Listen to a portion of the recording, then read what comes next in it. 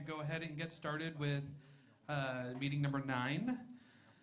Thank you for joining us tonight. I do apologize for the late notice of this meeting and the cancellation from last week.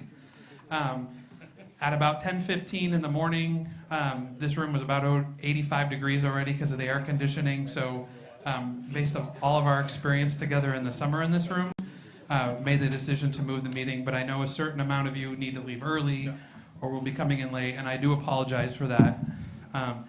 As a result, as we move forward tonight in some small groups trying to work on the report together, we're going to be, as a staff, I think we've already done it, but we will be continuing to reach out to several of you so that if time doesn't permit you to stay the whole time tonight, or if you have additional detail in regards to the report, we want to capture that. We want to integrate it as appropriate. So we will be reaching out to kind of follow up on the report. Because next week, we come back to you and we start talking about the DISC and the station area plan more specifically around the transit and kind of the land use things separate from this development. So with that, I want to make sure we have enough time for you guys in the groups before I hand it off to Dave and Matt. So a little bit of housekeeping. I mentioned the validation machine. If you haven't been validated thus far, you're parking anyway. Please go to the back during a break. And we do have interpretation services in the back that if anyone in the public would like to partake in. Muy buenas noches. Si alguien necesita servicios de interpretación en español, pueden pasar aquí al final. Tenemos aquí al fondo unos transmisores para que puedan escuchar en su idioma. Thank you very much. Okay, I'm going to hand it off to Dave. One more thing of keeping. We do need to approve the meeting minutes from meeting number 8, which are in your packet and were emailed to you. Motion to approve from Charlie. Anyone opposed? Okay, we will move forward. Just and one last piece of housekeeping, there are less microphones than there have been in the past.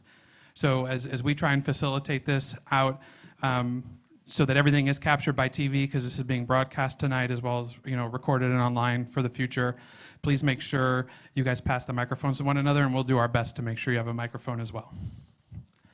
Here you go, Dave Javid. Thank you so much, Lee. Hi, all. Great to see you again tonight. As usual, I'll take us through the agenda, key takeaways from the last meeting, and then we'll dive into the fun stuff. So we'll do a quick review of summary notes. We're going to give you an update on the engagement process. There's been a lot going on, including the online community feedback form that we'll give you some feedback on as well of what we've heard. We've got a tremendous amount of responses. We're going to review the draft chapters, get a chance to talk through that, and most importantly, we're going to break out into small groups. So we're going to keep it a little interactive here tonight. We'll give you an overview of what that's going to look like as well. We're going to give you an update as well on the Airspace Protection OEI and Downtown Development Capacity Study update. That's a lot of words in one sentence. You'll get a quick overview of what that means before we jump into it, but that will be an important update. As always, we'll have public comments, and then we'll talk through next steps and the meeting schedules moving forward. So, group agreements. Again, you all have been great. There has been some lapse where we've been talking over each other at times. We want to make sure that we keep the space respectful and safe, and it'll be our job as facilitators to ensure that. But in general, again, just stay open-minded, allow for multiple perspectives, recognize that there might be conflicting opinions, and work together to think big. That's kind of been our charge from the beginning of this process, and as always, have fun and make new friends. If you haven't made any new friends after 10 meetings, that would be very surprising. I'm sure you have. So, quick overview of key takeaways. Again, remember, these are very high-level key takeaways from the past meeting last month. We talked about the engagement process updates. We did get some constructive feedback that the engagement should continue to be authentic, inclusive, and culturally competent. I'm just going to read through all these to make sure you all see it, because I know the text is a little small.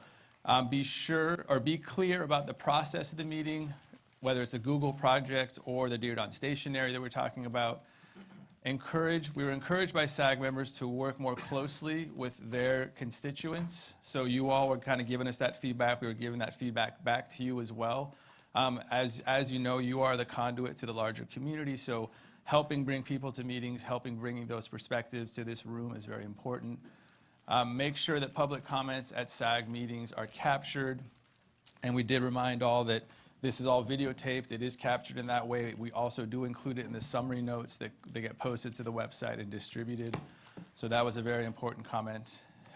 We talked about the downtown development and design guidelines as well. There was some questions that came up regarding that, about the amount of development currently in the pipeline and under evaluation in the downtown EIR, the rationale for updating the design guidelines, and the relationship to other adopted guidelines, the timing of historic inventory and changes to parking standards. And there's also suggestions for the guidelines to address cultural preservation, equity and affordability, and compatibility of high-density development near existing residences. And you'll see all that and how that was addressed in the summary that was put out as well.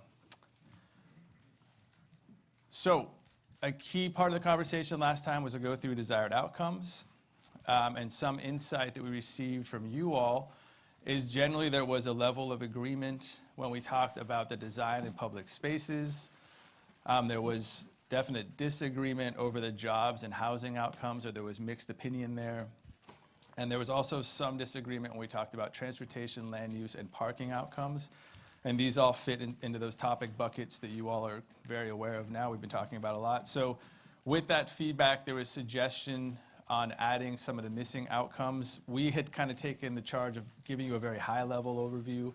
You all wanted to see a little bit more detail. Actually, you'll see in your packets that we've given you a draft of the potential solutions that are organized in those buckets as well to add a little more detail to it, and we'll go through how some of those changes were made. There was confusion over how it applies to Google again versus the station area versus citywide. There are suggestions to add or change words to clarify intent, and again, we'll talk through how we've done that when we get to that point of the agenda today. There were suggestions to expand the description of the desired outcomes to reflect the richness, complexity, and nuance of each idea. Also to include the ranking exercise results. We didn't have that in your packets. We had handed it out at previous meetings, but you all wanted to see that incorporated, and you did see that in the report as it went out. And then recognize the tension between several of the outcomes. And in the report, again, we tried to reflect some of that information.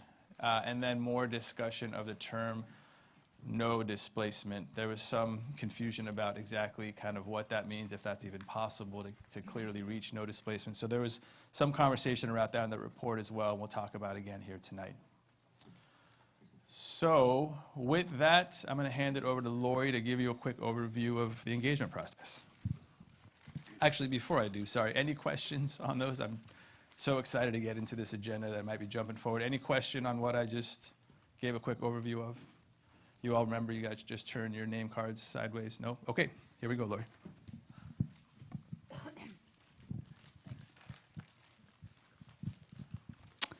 Hi, everyone. Thank you for being here. Okay, oops. All right, so just a quick summary of the engagement process. As you know, we completed 4 community forums back in June, 6 pop-up workshops, most recently with Viva Calle on September 23rd. It was a very fun event. 5 stakeholder presentations. I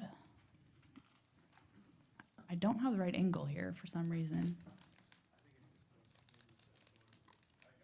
Okay, we'll just wait for Dave. And we held 3 community meetings in September, had pretty good attendance, especially at the Gardner Community Center.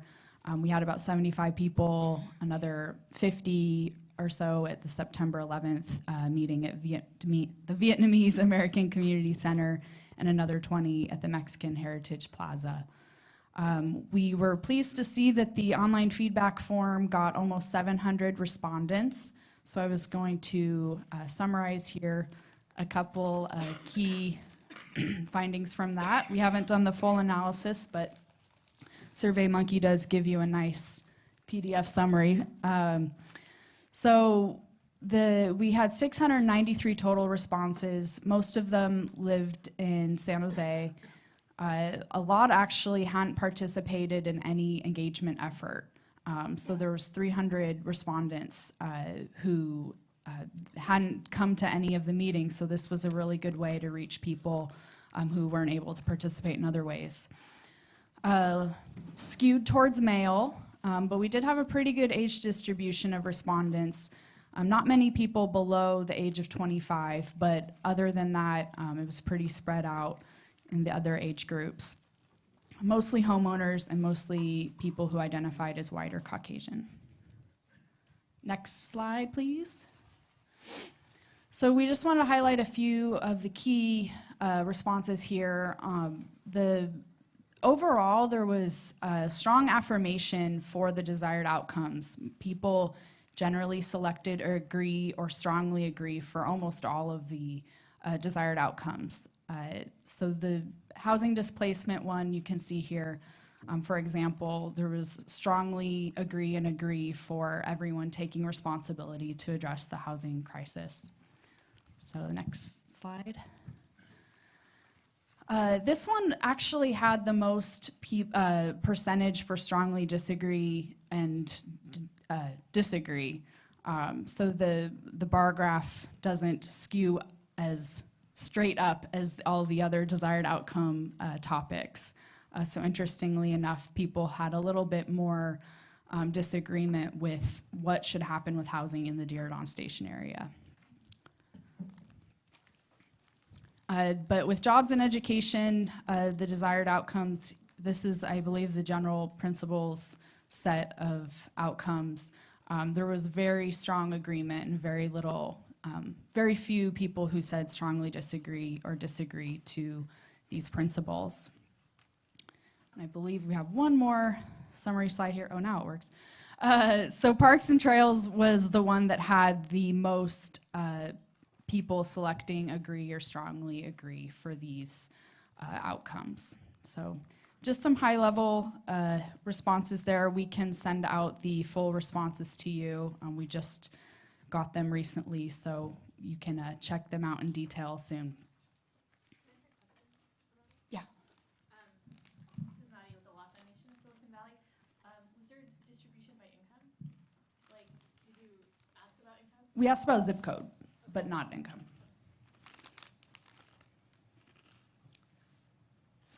Any other questions on the online feedback form or engagement activities? Okay, no questions. All right, on to the next item. Thank you.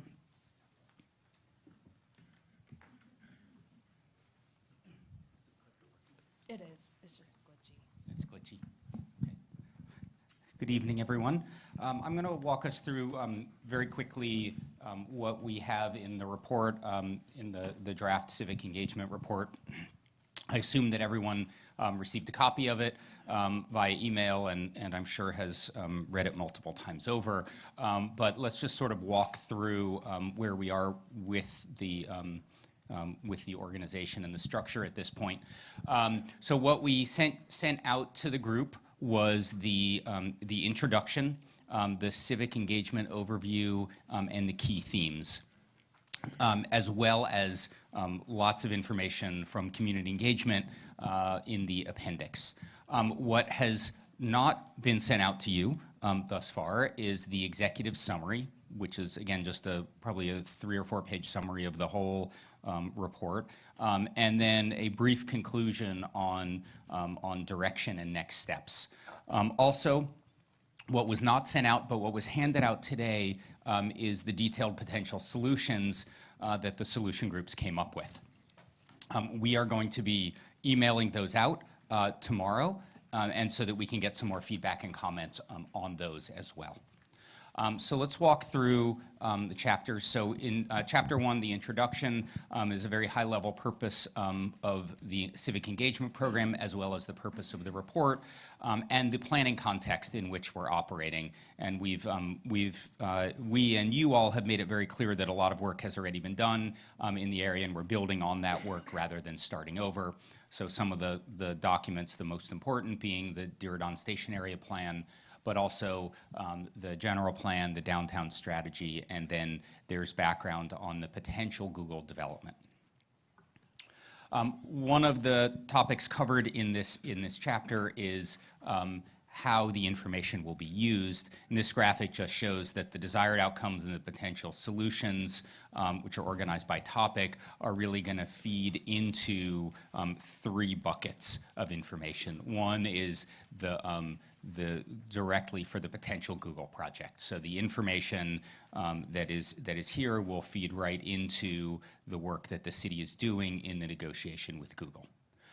The second is any updates to the Diridon Station area plan and work going on in the downtown, and also other potential development in those areas, in the sort of the broader area beyond just the Google project.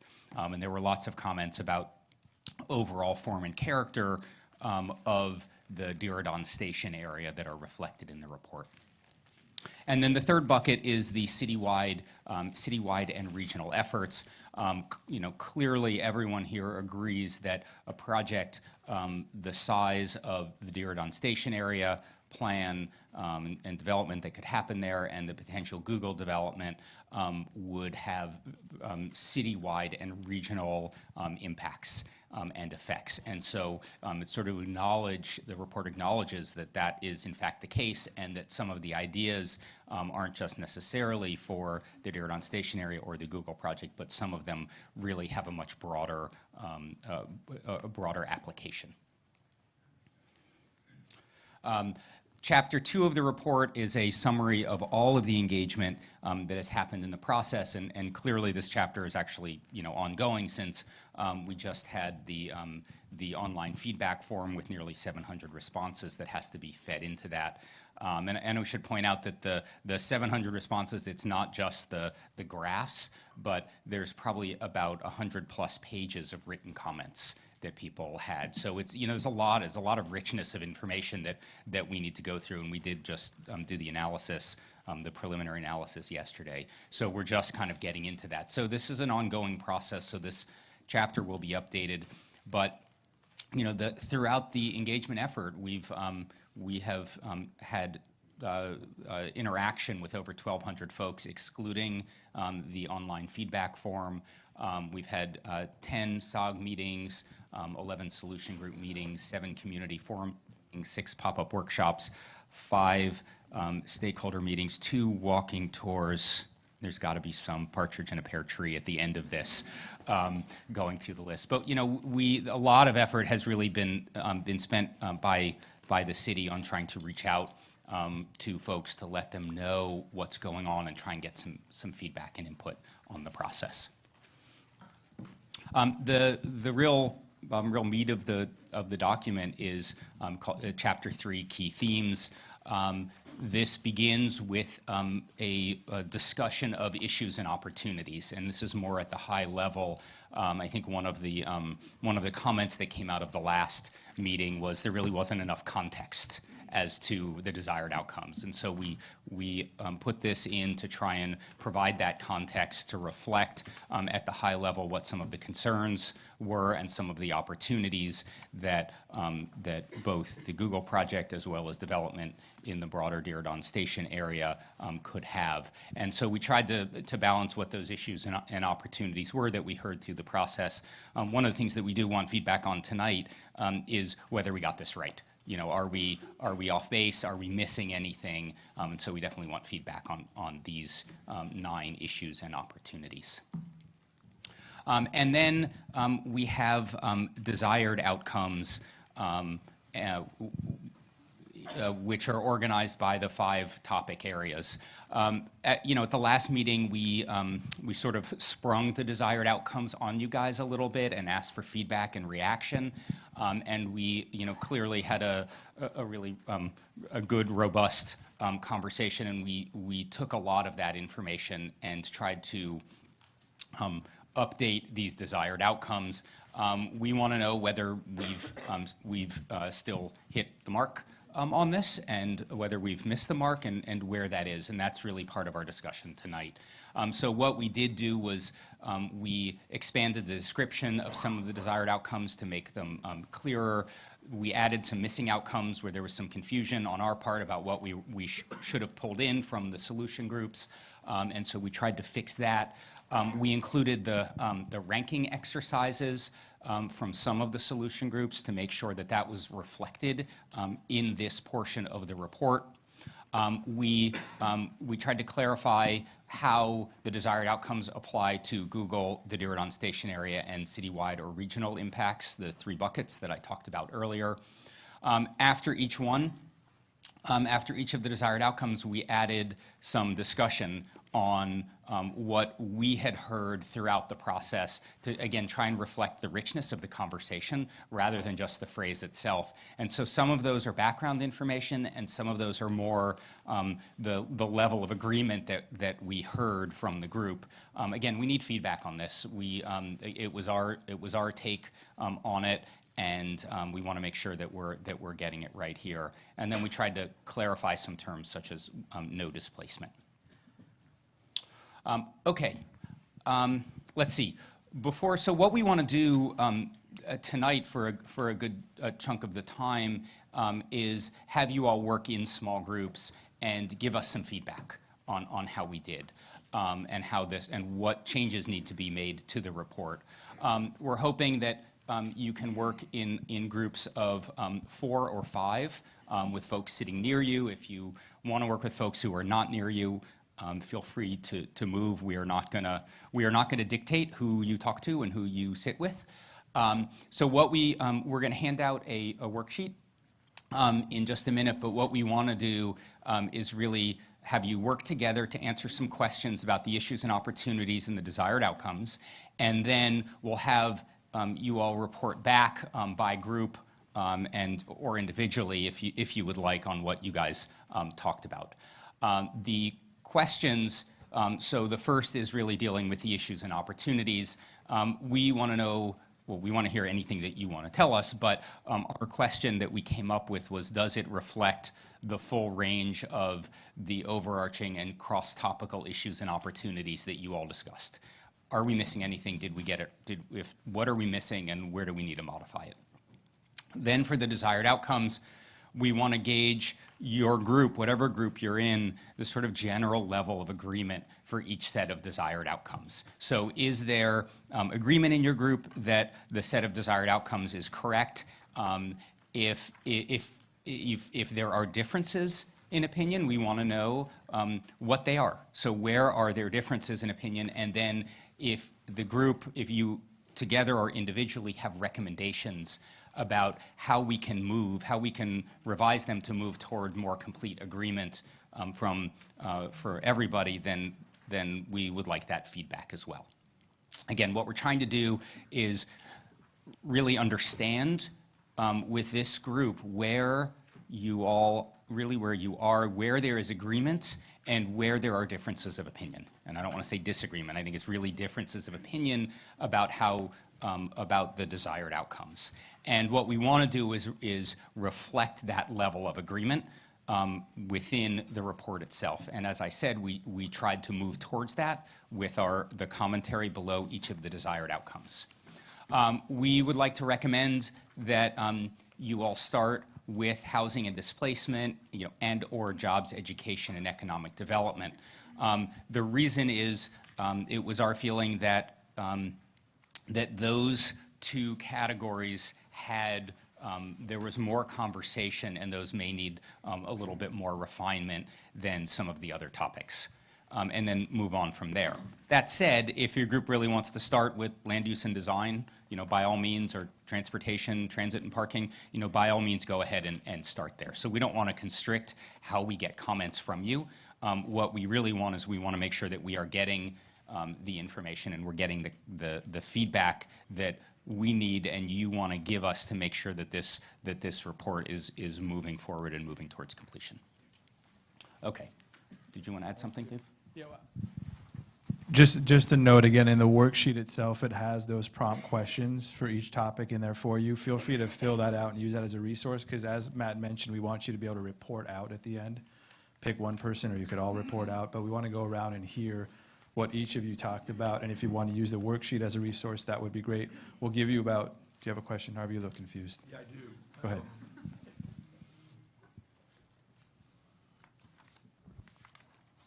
We have a letter in front of us from the Sierra Club and the Audubon Society that indicated that because there was no environmentalist sitting in here, and I can tell you that I went through the council meeting and I said, I'm going to be one of the environmentalists, so they didn't add an environmentalist to the group. But because of that, and because of the way we structured our discussion groups and our subgroups, no environmental work has been done in this report. And I even got a complaint from Google that it just didn't have enough pressure on them to be environmental stewards. So how do we get that into this report, given the... Great question. Yeah, there are, you pointed out, there are 3 letters that you have in front of you. And these are good inputs into this process. So for sustainability, if you all feel that it is missing in there, then bring it in, bring it up. Just because it's not there now, it doesn't mean it's not going to be there. And so if you feel that the concepts and ideas in the Sierra Club letter, an Audubon letter, or other aspects are important and you want to include them, then we can put them in. I believe that it was the parks, open space, and actually sustainability was originally on that list, although it wasn't talked about that much in the groups. Right, okay. So They would be that bucket. I think it would be, yes, I think it would be that bucket. Okay, thank you. Okay. We do have one more announcement. We got one more letter from PACT that we're going to pass out as well for your consideration. That's coming around right now. And is there any other questions about what we're asking to do here? Yes. If you want to flip your card and remind us who you are, thank you very much, Glenn. Just a real quick question. In the sheet that was just handed out, of the 9 items, you only list 8 and left out community benefits. Is there some particular reason for that? The 9 items that you'll be discussing, these are listed by topic. Oh, so it's just an oversight? Yep. Thank you. Is not in there? Okay. So that could definitely be part of your discussion for sure and give us feedback on that. So we're going to have about 20 minutes or so to let you discuss if you need some more. Sorry, Nadia. I'm just curious what we're going to have the public do while we're having our small group discussion. Like, is there going to be an opportunity for them to fill out a worksheet or? That's a great question. We definitely thought about that. I think there are extras, and we could definitely hand them out for anyone who's interested in taking a look at it as well, so that you can kind of have a chance to, during the public comment, to give us your views. That would be good. We're going to try to move this along as quick as possible, so it's not a waste of anyone's time, but we definitely have extras that we can pass out. Great question, Nadia. Thank you.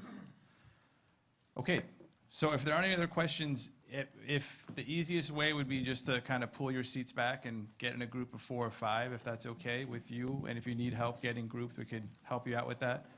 And then we'll let you know when we have about a 5-minute warning. And if you need more time, we can give it. We've actually been moving along through the agenda fairly quickly. So here we go.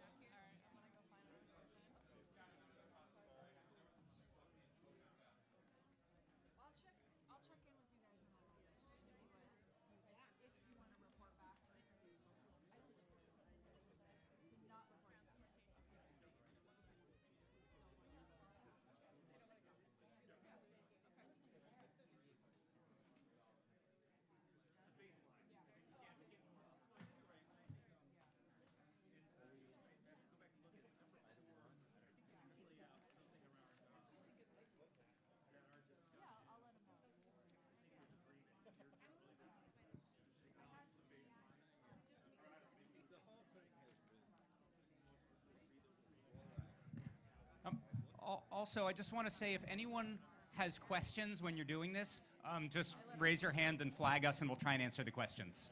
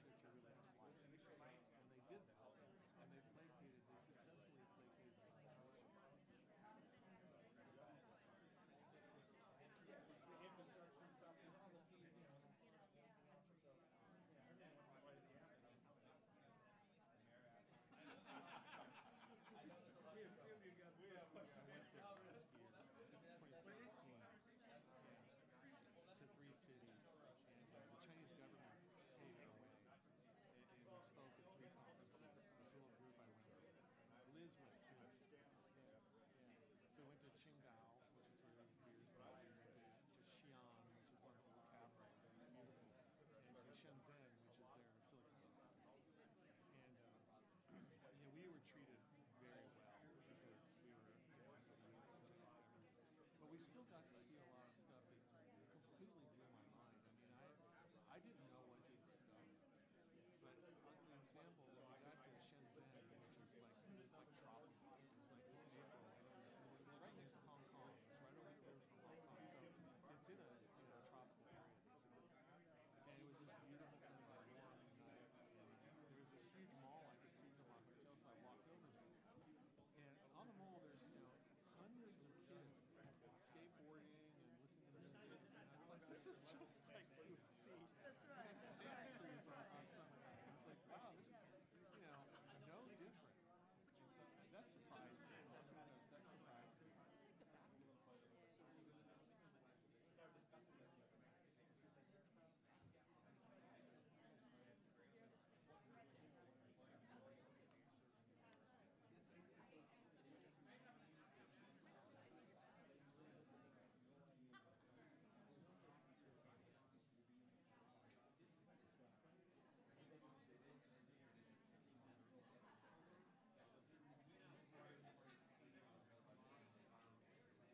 Well, they've built, I think it's 28,000, it's either kilometers or miles, high-speed rail in 10 years.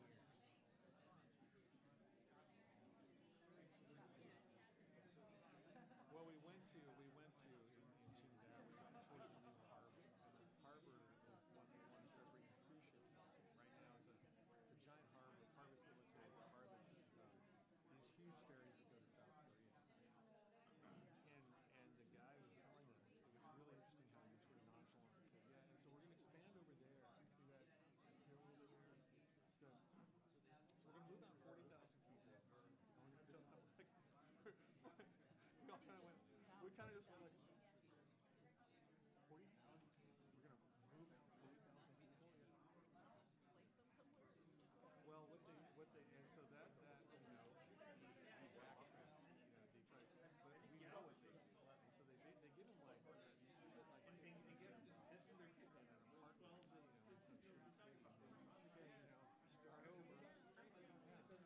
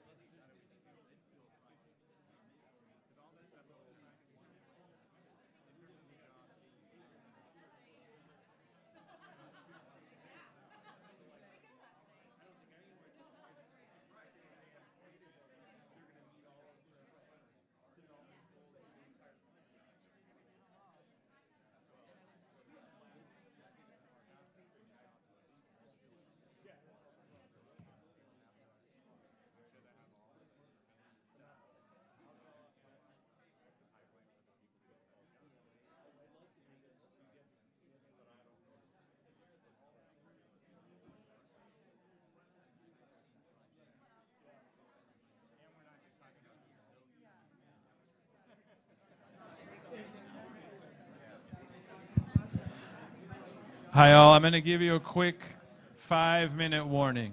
So if you want to wrap up your thoughts, identify who your report out person's going to be, that would be great. And members of the public, that goes for you as well, about a 5-minute warning. We're going to let you all do a report out as well. So almost there.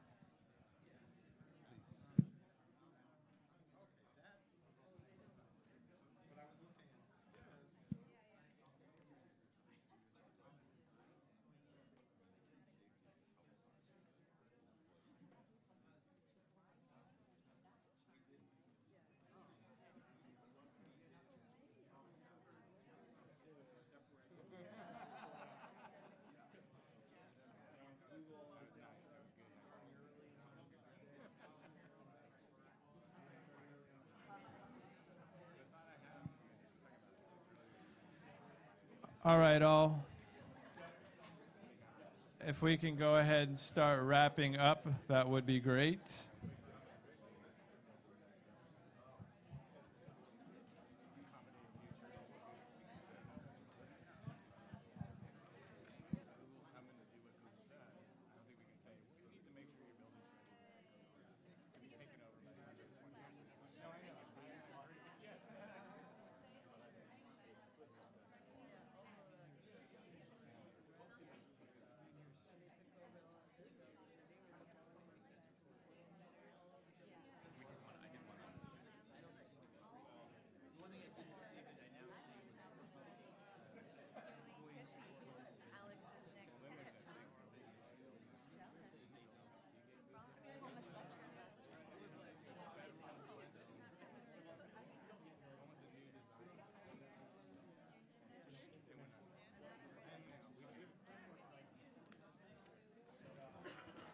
Okay, here we go.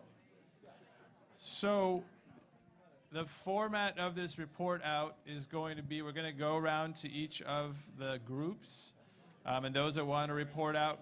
We put a time up just so that we can keep it moving fairly swiftly and get through the agenda. So we're going to generally give you all about 3 minutes to report out. Then we're going to come to the public and actually let them report out as well. There's about 3 to 4 groups, I think, as members of the public. And just to kind of keep it consistent with the public comment timing, we're going to give you all 2 minutes for this section each. But then there's also going to be a comment. If you all could pay attention, sorry, just so we can keep rolling here.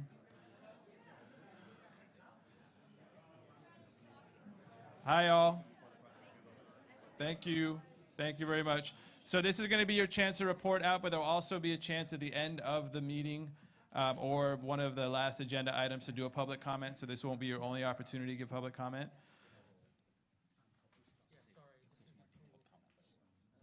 To write them down? Great point. Yeah, and any detailed comments that you have as well, please feel free to write them down. We'll collect all those as well, and that'll be part of the summary at the end. And you have comment sheets in the back of your agenda. You can put those on. I saw a bunch of people taking notes, so thank you for that. Okay, so I'm just thinking we do it popcorn style to start.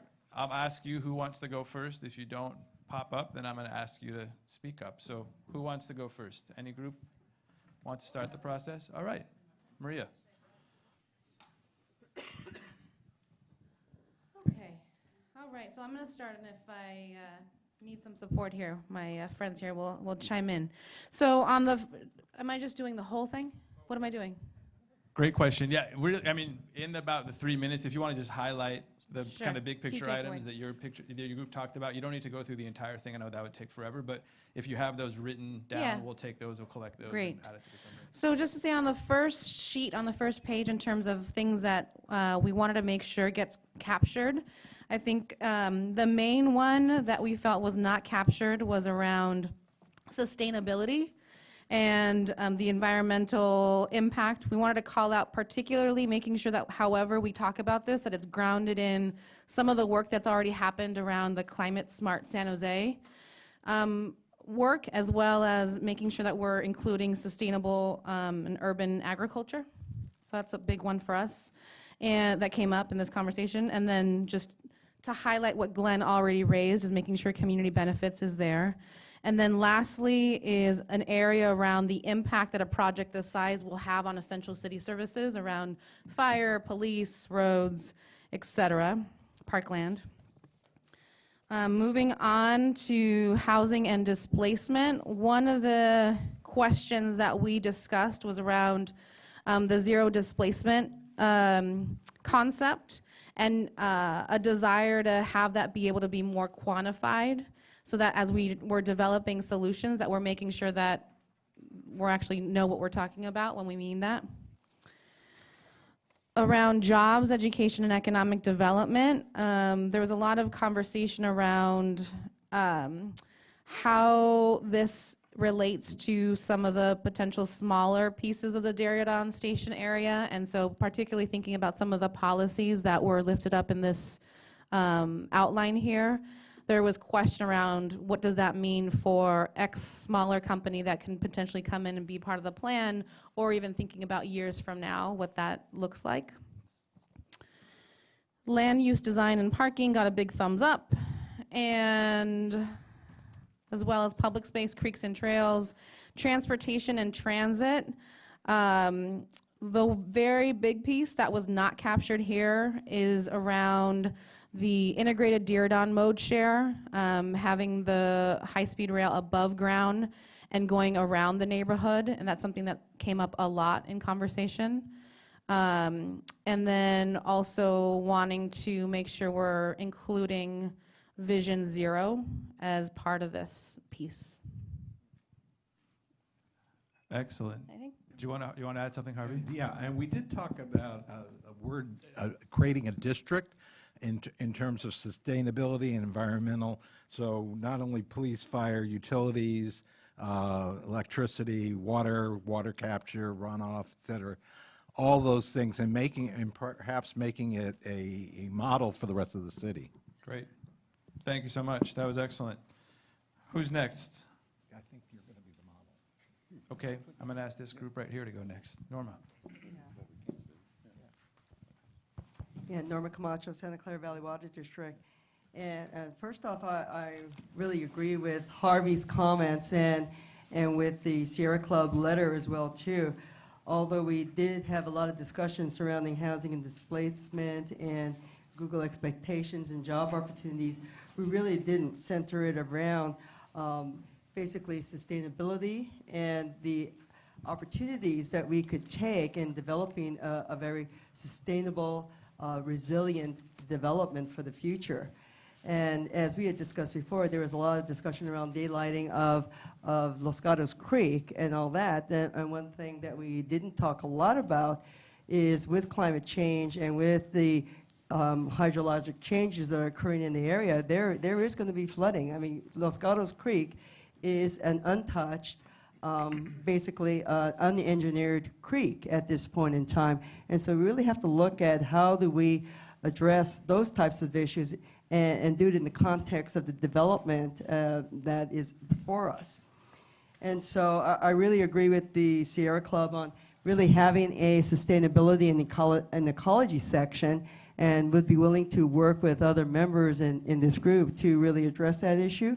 There's a lot of water reuse opportunities at this site, a lot of energy conservation opportunities at the site as well that could be incorporated into this development if we put our heads together. But also what we talked about in the group in terms of housing and development, you know, there was general consensus that these all desired outcomes sound good, but, you know, in terms of the direct, no direct, and indirect displacement, I still think there's a lot of interpretation to that statement and a lot of different expectations on what that really means. And we talked about some changes in that one statement about new development provides compensation and relocation assistance if redevelopment of existing housing occurs. And what does that really mean? That this relocation assistance should be something that's well beyond average, because you're really trying to assign a value to changing somebody's quality of life in the area. So there needs to be more thought placed in that. And we also talked about some of the development objectives that are there, that we might be creating a lot of objectives that may hamstring the potential for future development, because we do have those height restrictions that still exist, is an unknown. And do we want to really commit ourselves to 25%, or do we want to commit ourselves to something that's really viable and to try to leave some flexibility for us there? And not all of us agreed with that statement. I'm just telling you that this is something that did come up. And just in relation to jobs, one thing we talked about, oh, sorry.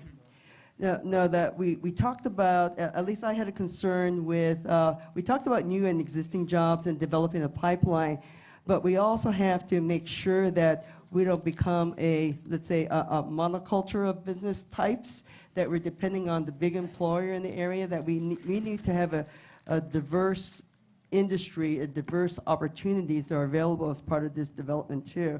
And a lot of it could be looking at trying to incorporate not only tech jobs, but other environmental jobs, other support jobs that are long-lasting and that will serve the community and develop sustainability for the long term.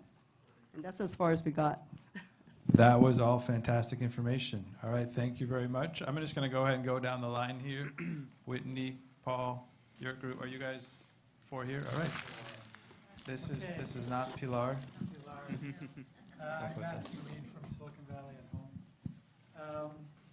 We just had a couple of comments in each area. I think in general we had, is it not on?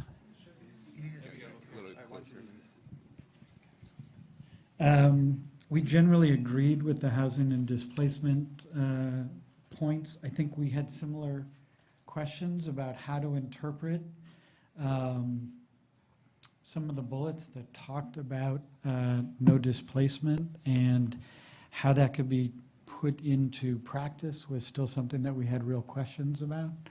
I think we were of two minds. On the one hand, it needed to be there to make sure that it was a priority. On the other hand, it was hard to figure out how to make it work, and that there needed to be language that acknowledged that it was a goal and that we weren't overpromising without not taking it seriously.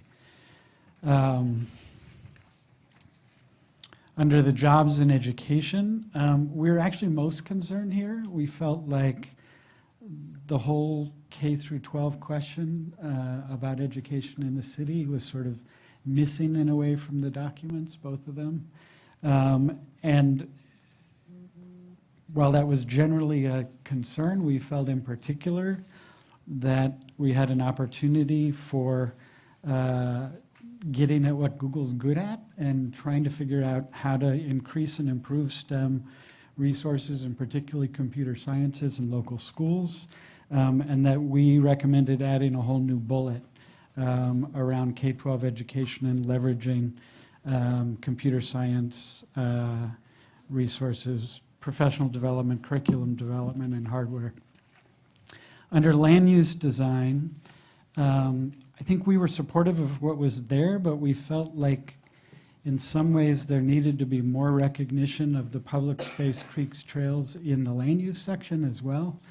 So we felt like you almost needed to include a couple of the bullet points from the open space section to make it clear that that needed to be part of the land use discussion. In the open space, creeks, and trails, we thought that the entire section should be renamed Public Space, Creeks, Trails, and Environmental Sustainability, and that it needed to integrate things that were already required, but sometimes were negotiated out of development deals, like the Climate Smart San Jose and some of the LEED standards as high priorities in the area. And we didn't have a chance to talk more about it, but I think we had higher expectations than just that required level. On transportation, we thought it would be important to include some comment about integrating flexibility and adaptability into the designs that would allow the transit options to change over time and reflect technological changes in the future.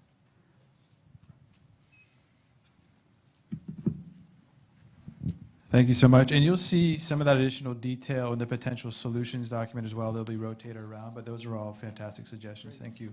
This group, who wants to go? Yeah. You guys can add in what I missed. So we got to two sections. So first we got to housing and displacement. We have 3 prongs. I'll start with the first one is we would like to consider a different process for all development projects going forward, which would be to engage the community before plans are made. So this will be addressing issue of mobilizing the community. You know, how do we mobilize them for more dense housing? And, you know, that would be by listening to what the needs are in that community before a development is even thought of. And, you know, from there, think about the building after the engagement plan. Second prong is what we didn't see in here was rent control. I think rent control could be a great short-term fix for displacement. So we talked about tighter rent controls, maybe a max of 2% a year. And this would be on older structures. And so the third prong was, you know, while we're doing really tight rent control, let's think about a faster permit process and more density for newer buildings so that we can add more housing while we're restricting, you know, rents in older housing as well. And then for jobs, education, and economic development, we had a main overreaching point, which is a diversity of the business in the community. So when Google is building, you know, we need to make sure that small businesses have a chance to get bids and be competitive. And by small business, we mean local contractors, starting companies, minority business, and something we threw around was to mandate, and I would really like that word, mandate, a percentage of contracts go to Black, Latino, women, and other underrepresented groups. Great. Go ahead, Reginald, do you want to add to that, or no, we good? Okay. Yeah, I'll add something. This Nathan with Silicon Valley Leadership Group. Nicole, I think that covered a lot of our discussion. As you can tell, we had a very robust, sorry, let me get better. Good. That we had a very robust discussion around those issues, around the concern for gentrification for not just the station area, but also in other parts of San Jose. I think Father John called it the epicenter, that as it goes out, that we should be thinking about that and having great conversations around that. I think we had a lot of energy around that piece that Nicole mentioned around community engagement. So rather than waiting until a project is submitted and proposed and in front of City Council, that a neighborhood and community comes together in a process like this, where they can envision what they want there, and of course understand what the structures are in place, the policies are in place, and then that might work well or would work well for a developer because it would provide predictability. It would save on time process and would give certainty to what a community process might look like. We went even so far to say, what if this body in several meetings from now, when we wrap this up, were to come together and put together an idea for a community process for the station area together, and have the commitment of the folks in this room to go out and support these projects as they go forward, if we have that plan in place. Great. Thank you so much. All right, as we go to Edward, are you stepping up there? Yes, Edward Som, Chef for Henshaw Park Neighborhood Association. For housing and displacement, we felt that each of the items or outcomes was at least mentioned, if at varying levels of specificity. The displacement definitions, obviously, based on the conversations before, were a bit nebulous, understandably because the rest of the economics of the area doesn't grind to a halt when this goes forward. So kind of assigning what is causing specific displacement becomes problematic, but it needs to be in there because it is a huge problem. Moving on to jobs, education, and economic development, emphasize that all of this work, and it's been said before but isn't explicit in here, emphasize that these items we've discussed should be a template for different companies at a variety of scales that are looking to locate to San Jose, kind of setting the standard for a process going forward rather than taking this and kind of, okay, this was what we did for Google, and then starting over the next time something like this comes up. One question that came up was, we talked about support for local schools and these desired outcomes. The exact threshold based on the different housing units that have been tossed out, a question for San Jose Unified, at what point is the number of housing units going to require additional school construction, not just additional support for the schools that are already there? Moving on to land use design and parking, apply the climate smart San Jose principles, which aren't explicitly mentioned in here. One thing to reiterate what was mentioned previously, that the creeks and the rivers should be considered just as much of existing neighborhoods and existing design elements to be incorporated. Yes, they are parks and public spaces, but they should be first and foremost a part of any design as well.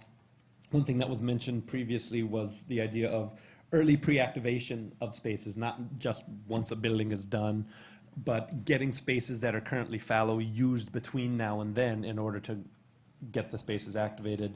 Projects should be environmentally sustainable, and especially to potentially serve as a template for how a project or of this size or an area of this size can be a sustainable kind of inner working process. Parking, potentially use of the below ground area throughout the site. There were a couple laughs when I mentioned one process, ironically actually, the Magic Kingdom at Walt Disney World. When you're in the Magic Kingdom, you're on top of a 3-story building. A lot of the facilities, trash, et cetera, is all taking place below grade. If we've got any place in this area where a street has nothing being used beneath it, that is an opportunity that we're missing. We talked about using as much height as possible, but you can go down just as easily, not just underneath building footprints, but underneath the public spaces in the streets, et cetera, as well. Emphasizing that existing natural resources must be incorporated into design as well. Public space, creeks and trails, revise the Guadalupe River and Los Gatos Creek trail systems are linked, but also say safe and maintained. Mention that new development should provide funds towards investments in long-term care and maintenance of the creek and the river. People pointed to the Rotary Play Garden as an example of this ability of public, private, and charities to work together to maintain something rather than just build a capital project and let it go fallow from there. And Last thing, transportation and transit. The Dash shuttle is, I think, severely missed, and especially an example in Oakland, the B shuttle. Something where we're building this new city. Make it so it's easy for people to get, ideally, as free or as cheaply as possible from there to other parts of the city as easily and as conveniently as possible. Great, thank you very much, Edward.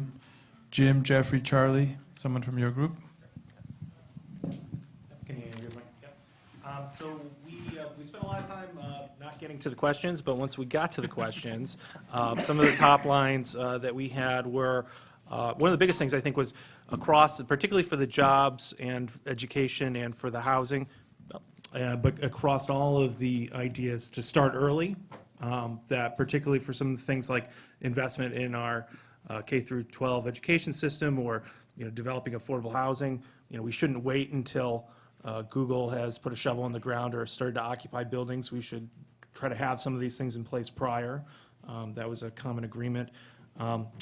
In terms of the issue areas in the front, sorry, I'm jumping around a little bit, these are just my notes, agreeing that the section in the report around what Google's responsibilities were, that we should be really trying to focus on, certainly not Google solving every problem that we have as a community, but looking at that delta, or perhaps the uplift, I think as Charlie described it, of how some of our challenges will be perhaps amplified by this development, and looking to focus on that as we look at community benefits and other ideas. Overall, that the mix of ideas were somewhat reasonable, even if there were maybe some ideas on shifting of some wording and things of that nature. And that the report could be strengthened by including some more examples. So examples of either development scenarios that have played out that are rather similar to what we expect will happen here. For instance, Jim and Charlie just returned back from Seattle and thought that might have some ideas that would be helpful to shape out the report. And I had mentioned that we had pretty robust conversations about community benefits examples in other cities, including Google's experience in Mountain View, and some of the ideas around the Oakland Army Base CBA, or even the Facebook CBA more recently. And I will yield the rest of my time. Thank you so much. Charlie, anything to add? No? Okay. I believe that covers all our groups. Definitely some common themes popping up. It's great to hear. Incorporating public voice moving forward, sustainability, how we characterize jobs and housing. This is excellent. So we're going to have an overall discussion with you all about this, but I wanted to now go over to the public and let you all. You'll have a chance for your personal comments as well, yes, at the end. So this is just reporting out. We'll give you all a couple minutes to report out on what you talked about, and we'll take about 3 or 4 of these.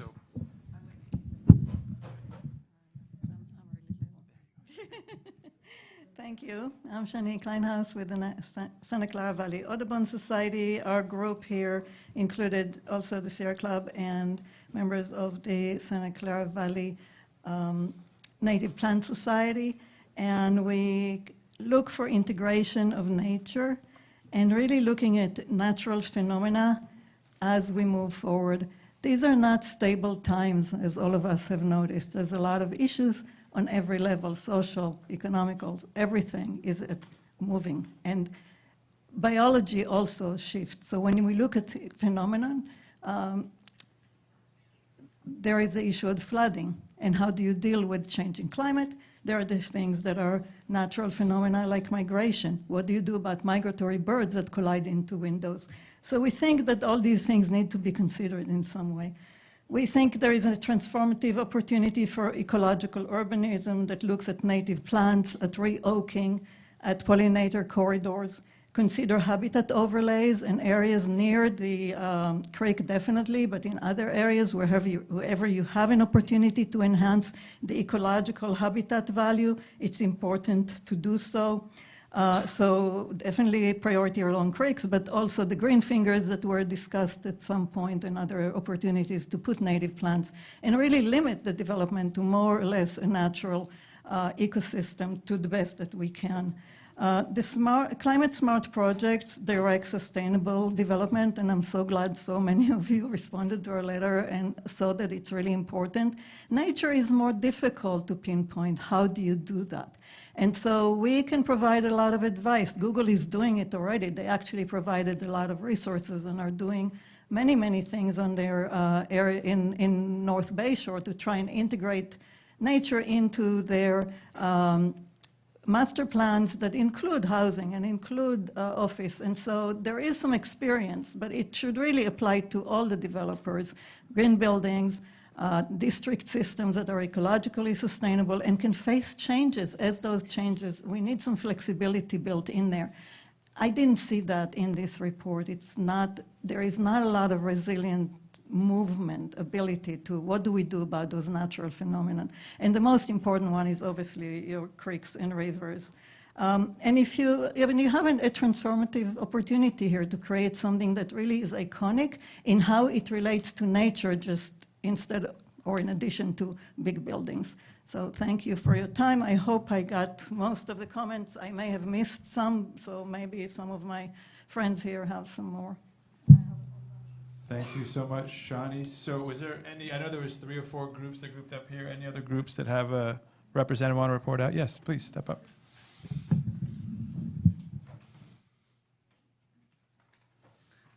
Hello, my name's Susan Desjardins. I'm a resident of San Jose. I live in North Willow Glen, which is very close to the Diridon station. So I'm really concerned about mostly environmental impact, the sustainability, and also the effects it has on communities around Diridon station area. One thing that I would like to really make sure that we take into account is that all of the transit that comes in and out of that area should be 100% electrified. We shouldn't have any kind of emissions increase because of this. So that includes any kind of bus, any kind of things that link to the rail systems that are coming into Diridon. I'm also suggesting that when we're looking at building, that all of the buildings be 100% electrified, no natural gas at all. You could have solar photovoltaic, you have battery technologies, there's no reason to put in natural gas infrastructure. And by no means should there be any kind of a gas station in that area. So the other things that I want you to think about is, and some people have mentioned these, so having a centralized recycling water system so that we reduce the amount of water that's necessary. Also a centralized composting organic waste, digesters that can actually generate gas to make electricity. Thinking about permeable pavements and being able to recharge the groundwater when you're putting in hardscape and things like that. And of course, I want to support also what Shani said about having wildlife corridors for birds, reestablishing some of the native trees and plant species. And then finally, just I know we're not talking about project timelines yet, but really think about the impact, emissions, noise that it's going to have on the people that live around this area. And then the last thing, I know that the state of California is implementing a buy green or buy clean technology, where you're sourcing your construction materials from people that are producing them in an environmentally responsible manner. Thank you very much. Yes, feel free to step up.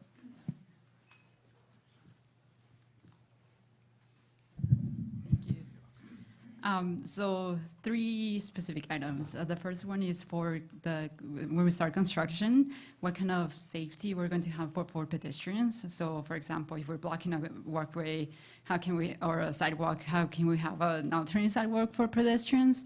And also notices that are being sent for people who live in the neighborhood, what kind of construction is going to happen. This is going to be a very long project.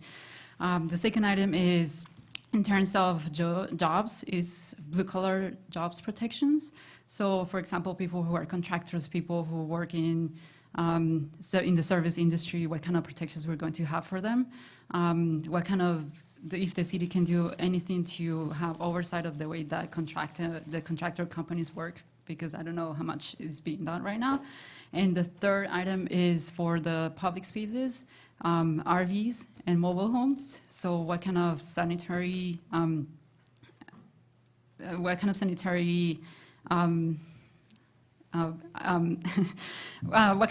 protections the city can have, or in the way that they can dispose their whatever is the residual of sewer water. So a way of that we can help with that as well. Great, thank you. Let us know your name and just to have that on record, thank you. Yes, my name is Luisa, and Yes, I live in the downtown neighborhood. I'm Nikki's partner. Thank you so much. Excellent. Any other comments from the public before we have an overall discussion? That was very helpful. Thank you so much for that. We will, yes. There is a public comment section at the end as well that you'll get to speak about whatever you'd like to, definitely. Yes, yeah. This is, you could jump in now if you had comments on what we just talked about, but there's a public comment section as well, where we'll have a full segment where you can get up and. This is just the report back. Yeah. So we'll have a public comment section after we have this discussion. There's one more item, and then after that, we'll have a public comment section. There'll definitely be time for it. What's that? At the end, yeah. We'll have that opportunity. Yeah, and go ahead, please give us your comment card just so we know that you do want to speak, and we'll make sure you get an opportunity.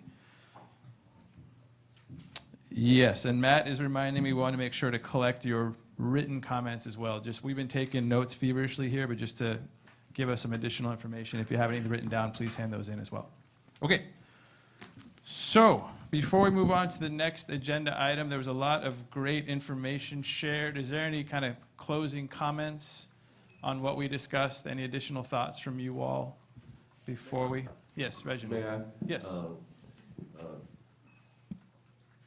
Pedico did his statement in our group about us establishing some policies for an area, so that it's not just going from, so that we're not just going from project to project, and that a group like ours could help, I guess, evangelize the community because of the importance of development and housing and gentrification and all, coming up with a standard. I thought that was brilliant.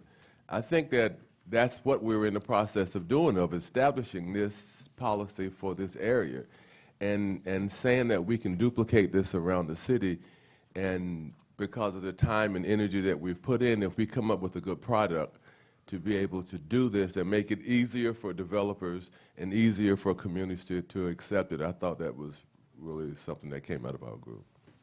Thank you, Reginald. Great point. And we'll talk a little bit more about next steps and kind of what's to come with this group as well near the end of the agenda. But thank you for bringing that up, Reginald. Jeffrey?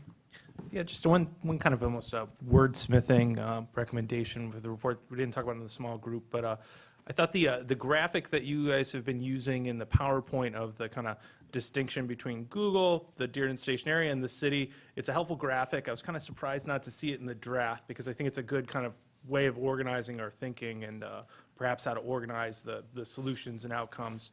It's a little bit confusing for both the housing and the jobs section of the outcomes, how it starts with general principles, which seem to be kind of citywide or broad ideas. Google, or what is it? No, it's a Dearden area development, so presumably Google plus other development in the Dearden area. And then it has like citywide benefits for Google and other developers. And so in written comments that I submitted before the meeting, just recommend thinking about that graphic that you had of like starting with Google, going to Dearden Station, then anything else that's broader, and trying to think about maybe organizing the report like that and making it a little bit clearer, because otherwise right now it looks like there's a general citywide, there's a Dearden developers, and then there's a Google plus other developers, which I don't think is really what we're trying to do here. And yeah, anyways. Great. No, that's a great point, Jeffrey. Yeah, we want to make sure it's clear and easy to follow. So graphics often help represent that well. So we'll make sure we kind of take your comments to heart and the way it's structured.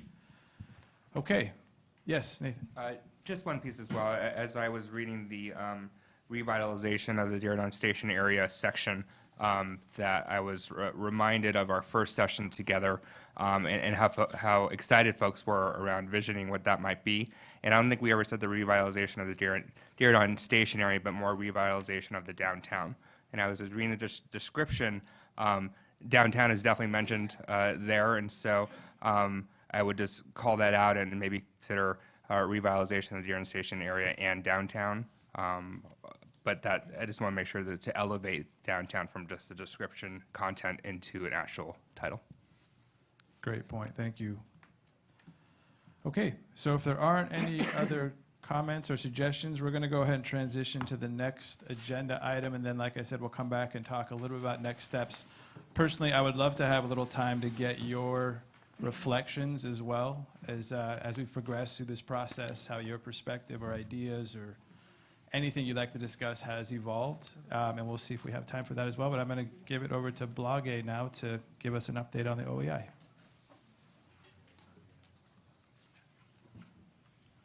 Do you want to? You can sit if you like. You can sit there. You can sit. Right here, I'll move all this paperwork out of your way. Clear some space. Here's the forward. Okay. Right? If it doesn't work, we'll do it for you manually.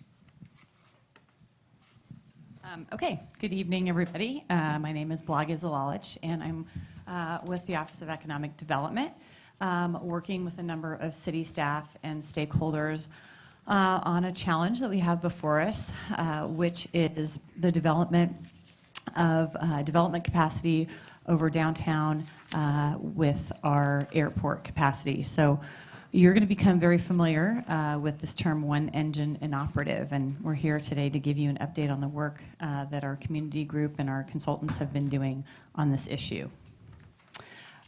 So downtown and the airport are two of the city's primary economic priorities. They are also within 2 miles of each other. And the primary aircraft approaches and departure paths for the airport are directly over downtown, which places some limits on downtown building heights. The FAA, the Federal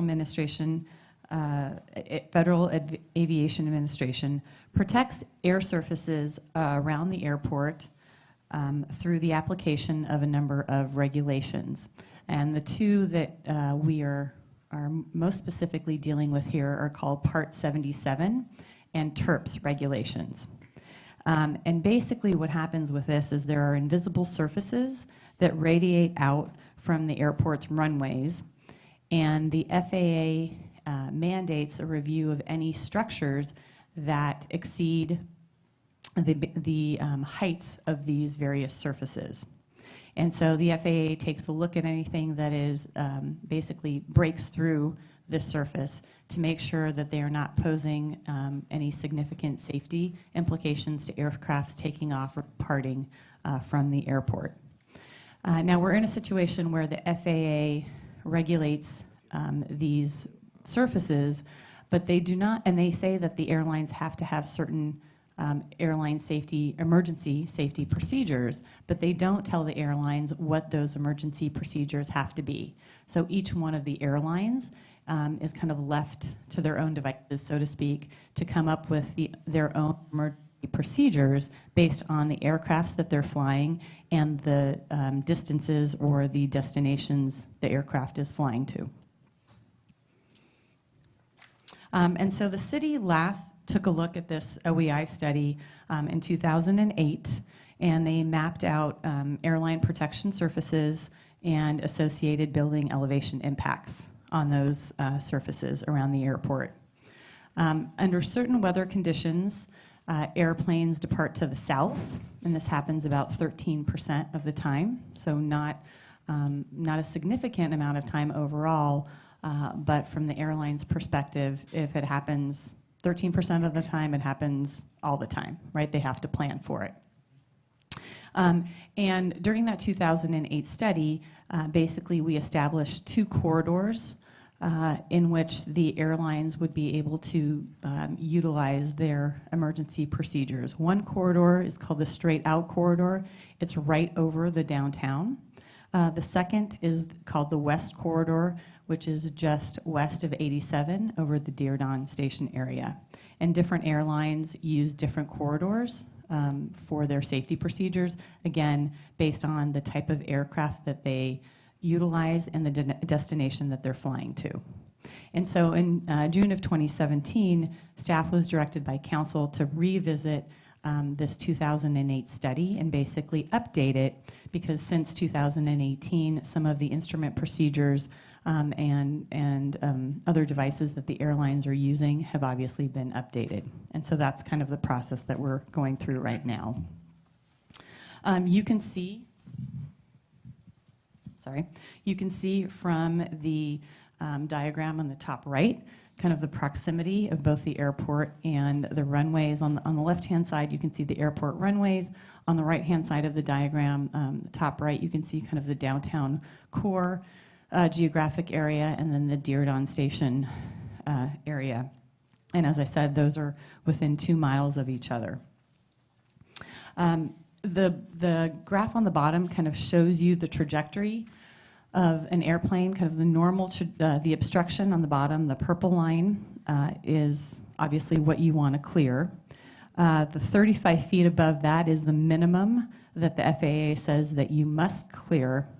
But the safety margin, kind of the yellow up to the orange line, is where the airlines feel more comfortable flying, because that just gives you more of a margin of safety. And so basically what they're trying to do is when they lose one engine, they need to be able to gain sufficient altitude to be able to get to a height where they can make a maneuver to safely come back into the airport and land the aircraft.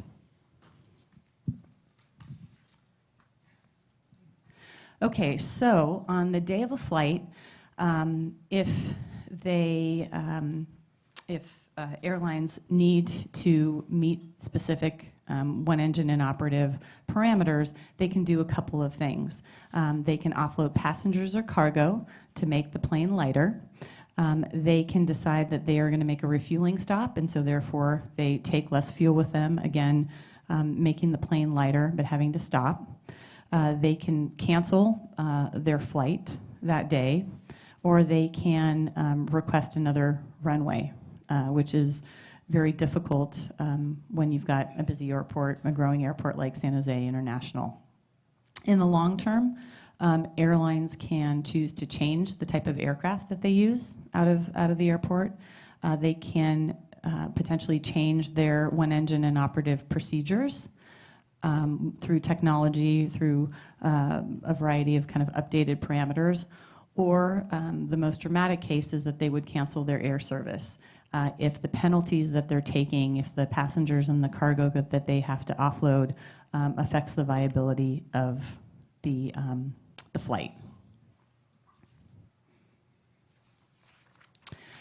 So we have a group of community representatives that are serving on the project steering committee, and you can see the names of those folks up here on the slide, along with city staff from the airport, economic development, planning, and the mayor and council office that have been engaged in this conversation.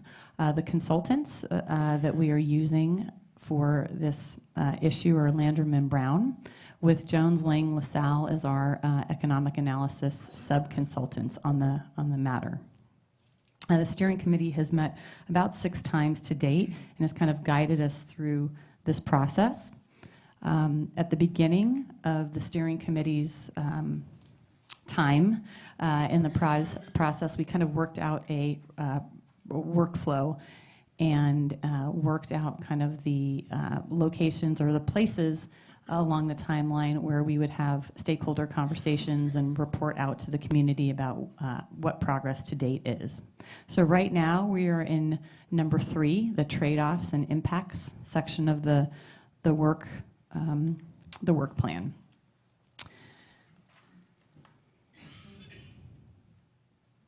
Oh, I don't know what just happened there. Oh, okay, sorry. Just making sure everybody's paying attention. Okay, so the project steering committee was basically presented with 11 different scenarios that they then were asked to give the consultants direction to conduct further analysis.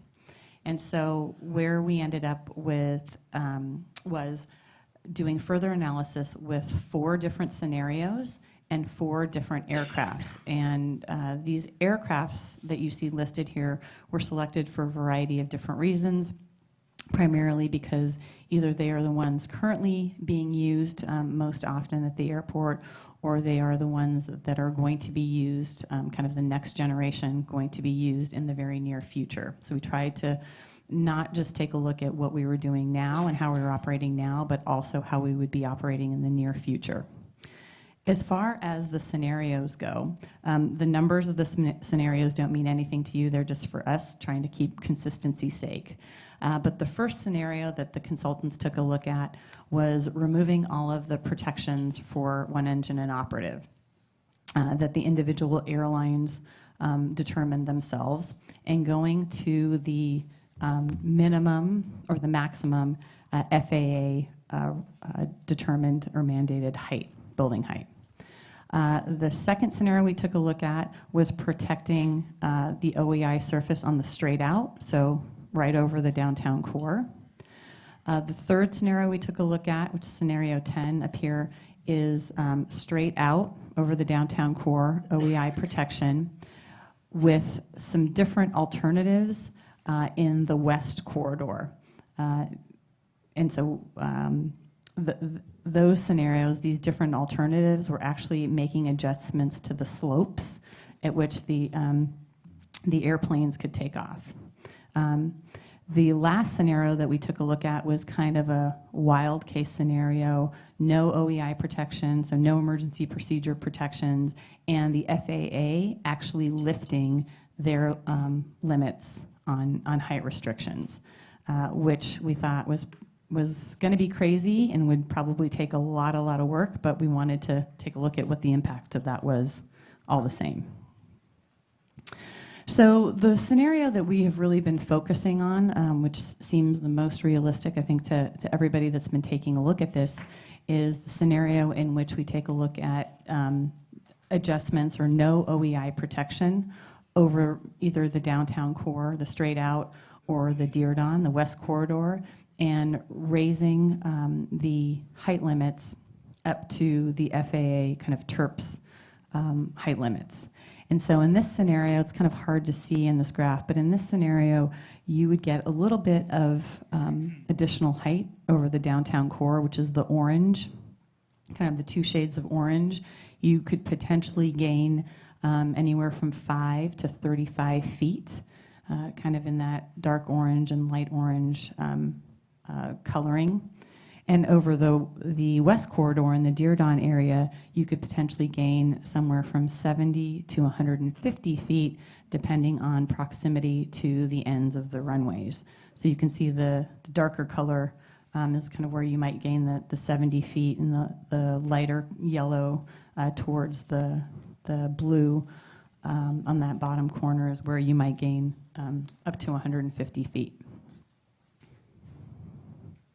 So preliminary findings, after we went back and talked to kind of the 5 or 6 primary airlines that fly the most out of SJC. There are still 16 airlines that fly out of the airport, so we have more airline conversations to be had. But some preliminary findings where we are now, which is with transcontinental flights, payload penalties, so meaning having to offload cargo or having to offload passengers, only exist at very, very high temperatures. So when we're looking at 91 to 97 degrees Fahrenheit, that's when those penalties kick in. So not very often. With Hawaiian and European flights, or flights to Hawaii and Europe, we really have no impact to current operations in most of the scenarios. This is very good news.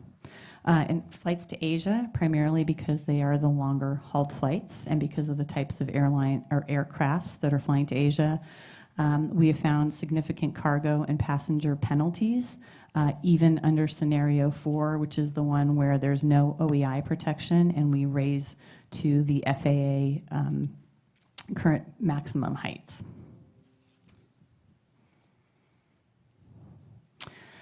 So as far as next steps go, we are taking a look at part of the work plan for the committee was to take a look at some case studies of other airports that are in close proximity to their downtowns. So we're taking a look at Miami, Washington, and Las Vegas, and doing some compare and contrast between the situation here in San Jose. As I mentioned before, we have met with the 5 or 6 top airlines that have the most frequent flights out of SJC, and so on our to-do list is to meet with the remaining 11 airlines, which is no small feat, but to gain their insights into what these different scenarios would mean for the aircrafts that they operate and the destinations that they fly to. As I mentioned previously, economic impact, kind of weighing the economic trade-offs between taller building heights and then airline and airport operations is part of our scope of study for this work plan. And so Jones Lang LaSalle is doing that economic impact analysis currently. And then potential solutions based on the economic impact and the remaining airline meetings, and then going to City Council with any potentially new recommendations that would come out of this discussion. And we're looking at that probably early in 2019, January, February timeframe is our anticipated return to council with any potential recommendations. And so with that. Great. Thank you so much, Blage. So any question for Blage before we move on to public comment? Yes, Jean. Jean Cohen with the Building Trades Council. Blage, I just had a question around the two scenarios. You said one might give 5 to 35 extra feet and one might give 70 to 150. What do those create in terms of one extra story? How many feet equals one extra story going up? So it is not that cut and dry. I mean, typically, like in our economic impact analysis, we're looking at 15 feet heights for one story. But it kind of depends because the surfaces are not, they're not actually kind of just straight out. They're in this kind of conical shape. And so you might have certain locations of the building where you gain more height than others. And so you might have to even that out. And so you might not, where you might gain, let's say 15 feet in height, that doesn't necessarily mean you gain an entire story. There might be other locations where all you need is 5 additional feet to gain a whole another floor.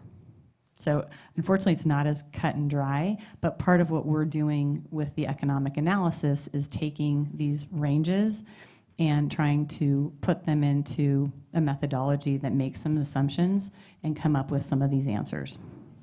Great, thank you. Nicole, did you have a question? Yeah, I just have a clarifying. That slide that showed the heat map and the heights, that's, this is dropping OEI and turfs. Okay, so this would be what the new heights would be, right? So yes, this would be the gain. If you could actually see it, this would be the gain in height where you are no longer at the OEI surface level protections, but you have gone up to what the FAA currently allows. Okay, thank you. Thank you. Jody? Blage, just real quick. Is this determination only up to the airlines, or does the FAA have anything to say about this as well? So the FAA tells the airlines that they have to have emergency procedures, but they don't tell the airlines specifically like what those emergency procedures are. And so it's up to each one of the airlines to determine what the appropriate one engine and operative emergency procedures are based on the aircraft that they're flying and the destination or the route that they are flying to. So at this point, that's what makes the conversation even more nuanced and more difficult, is that you have 16 airlines, some of which have similar one engine and operative procedures, others of them don't. Some of them are using the same aircraft, some of them aren't. Thank you. Jeffrey, did you have a question, comment? Sure. Well, 2 questions. One, for the scope of this study, will it primarily just be looking at the extent of different scenarios of what's possible in terms of increasing heights, or will there be recommendations around policy and particularly around issues of value capture as the heights increase? That's one question. And then the second question, in the what was it, the Dearden Planning Reserve and Service Reimbursement Agreement memo that council passed back in, I think it was February. It was noted that some of the expenses that Google would be paying for in terms of consultant services involved this OEI study. And can you share, what portion of this study is being paid for by Google? So, okay. So in terms of the first question, can you just really quickly No, just repeat? is it basically just about saying like how high, what with these regulations and the interaction of the regulations and the different scenarios, how high you can go based on the scenarios, or is it council? This is the policy you should adopt to implement these findings. So I think it's going to depend on what we ultimately find out. Like right now we did the updated instrument procedures. We have, and so we have this new map of where the surfaces land. We have gone back to the airlines, talked to some of them about what their procedures are now versus what they were in 2008 based on the aircrafts that they're flying. And then our next step now is to see what the economic analysis shows us, what the trade-offs are. So at this point, I would say that it's probably a little bit premature to actually determine what our potential recommendations are and like the breadth of them. I think as we will continue to meet with this project steering committee and bring another update to community and economic development, and as kind of the data becomes more apparent to us, we'll be able to narrow in kind of where the recommendations really need to be made. Thank you. Yeah. I'm happy to answer your second question. So what Jeffrey's referring to is last spring, when we realized that this was going to be a significant effort, we asked Google for resources to support city staff and other kinds of analyses. So Google agreed to provide the city with $1.33 million. And what the agreement said was that the resources must be spent on key staff, so including the civic engagement manager and the civic engagement process, and a Dearden project manager. Beyond that, the city has discretion to spend the resources as we needed to see fit on other kinds of, especially analysis. So the agreement said we could envision spending up to $100,000 if we needed to of this money to support this work. The entire project is it's over $400,000. This is a very expensive effort because of the consultants, the highly technical consultants that are involved. And so far we have funded it with airport funds, but if we need to use the funds from Google, we have the flexibility to. We haven't at this point. We may have other needs for those funds. Thank you very much, Kim. So we have quite a few public comments. We're going to take one more question from Jim. So within the limits of the parameters established by the FAA, it then is a city decision, and then the city lives with the consequences, either what that means in terms of development or what that means in terms of airline commerce. Yes, correct. Yes. No other regulatory agencies or policy. Right. All right, thank you very much, Blage. So now we're going to transition to the public comment segment of our agenda. I have about 13 folks on the list. And we're going to remind you we have about 2 minutes for each comment. So I'm going to read the first three so we can start to get ready. We have Mary Buxton, Kat Baumgartner, and Susan Desjardins. Which one were you? Third one. Okay, sounds good. All right, we'll start with Mary. Hi, I'm Mary Buxton, and I'm on the board of the Sierra Club Loma Prieta. I also work with 350 Silicon Valley on climate advocacy and legislative aspect of that. And I wanted to make a comment that I really liked the mixed-use development in the Dearden area civic engagement report. And hopefully this is going to add affordable housing and reduce displacement. However, there's little or no mention of sustainable building design in the report. And I feel that buildings need to be built with healthy materials and designed to conserve energy and water. Green roofs, use of native plants in landscaping, and bird-safe design are really good ideas that could be considered. And finally, green design needs to be part of the planning process involved in planning and construction from the get-go or from now, whenever. It needs to be a core component, and I would like to see green design explicitly included in future drafts of the Diridon Station report. Thank you very much, Mary. So we have Kat, followed by James Eggers and Larry Ames. All right, thank you, Kat. So on we go to James Eggers. Hi. Good evening. I'm James Eggers. I'm a resident of San Jose's Japantown in District 3, and I'm also the executive director of the Sierra Club Loma Prieta chapter that has, I think last count was about 24,000 members and supporters in San Jose. I've been encouraged to hear so many of you tonight referring to the letter from the Sierra Club and the Audubon Society referencing our concerns about things that were missing in the plan. Sierra Club supports the vision of a high-density, mixed-use, vibrant, transit-centered neighborhood in the Diridon Station area, and we appreciate the work done by the SAG members. We're disappointed that sustainability and ecology or nature have been conspicuously absent.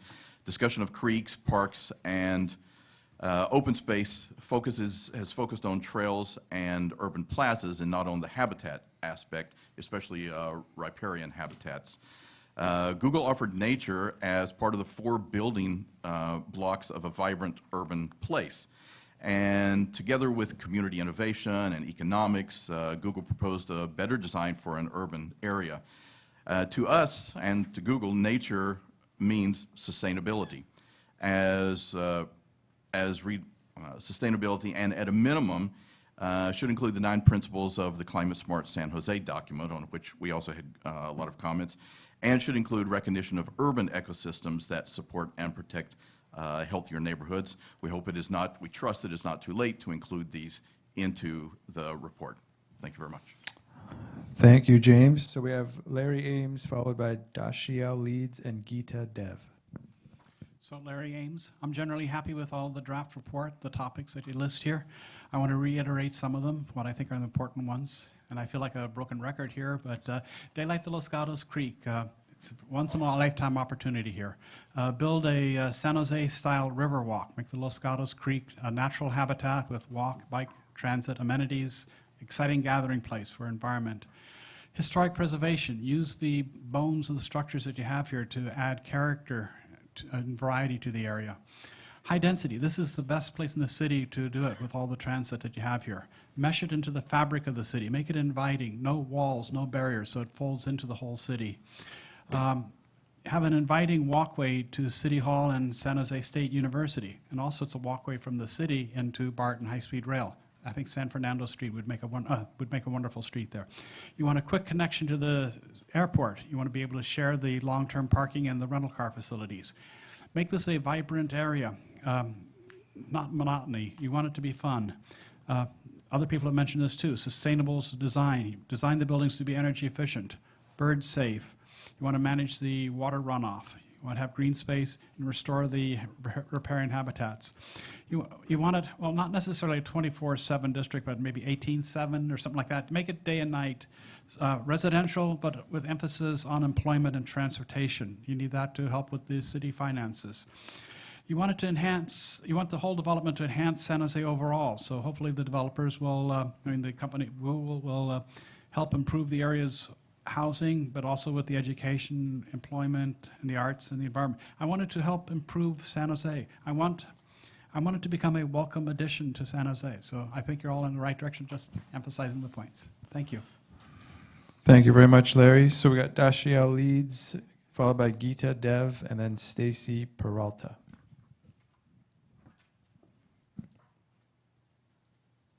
That's good. That's good. Good evening. My name is Dashiell Leeds. I love walking along the Los Gatos Creek and Guadalupe River. I've walked the banks since I was a child and will continue to do so. It's amazing to me that despite years of degradation, there are still steelhead trout in the waterways. Mergansers, beautiful ducks, still raise their young, and the beavers still survive. The Dearden Station Area Plan is our best opportunity to clean the creeks and allow a little more space for nature to regenerate. To this end, please install a significant setback for new buildings. Consider transferable development rights to allow the widening of the setback from waterways, and please require bird-safe design for all new buildings, as well as daylighting. Please do not forget the sad shape of the Los Gatos Creek all the way from the confluence point upstream. I am also concerned with the potential displacement caused by the Dearden Plan. I believe that access to affordable housing is a human right and that we should protect the Latino and African American communities that are affected the most by displacement. Thank you. Thank you very much. So Geeta Dev, followed by Stacy Peralta and Linda Ruthruff.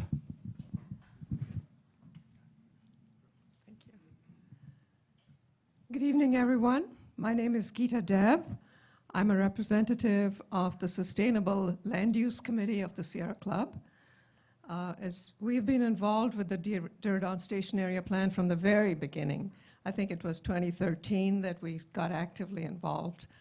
And as you can see, a number of us have noticed, and I'm very pleased to notice that you all have noticed, that the nature in the cities has not received the same attention in this report that we would have hoped to see. I wanted to point out that cities need nature, we all know that. We need the clean air, the clean water, the urban heat island effect, flood control. There are so many reasons, aside from the sheer beauty of the plants and trees. But what's less understood is that nature needs cities these days.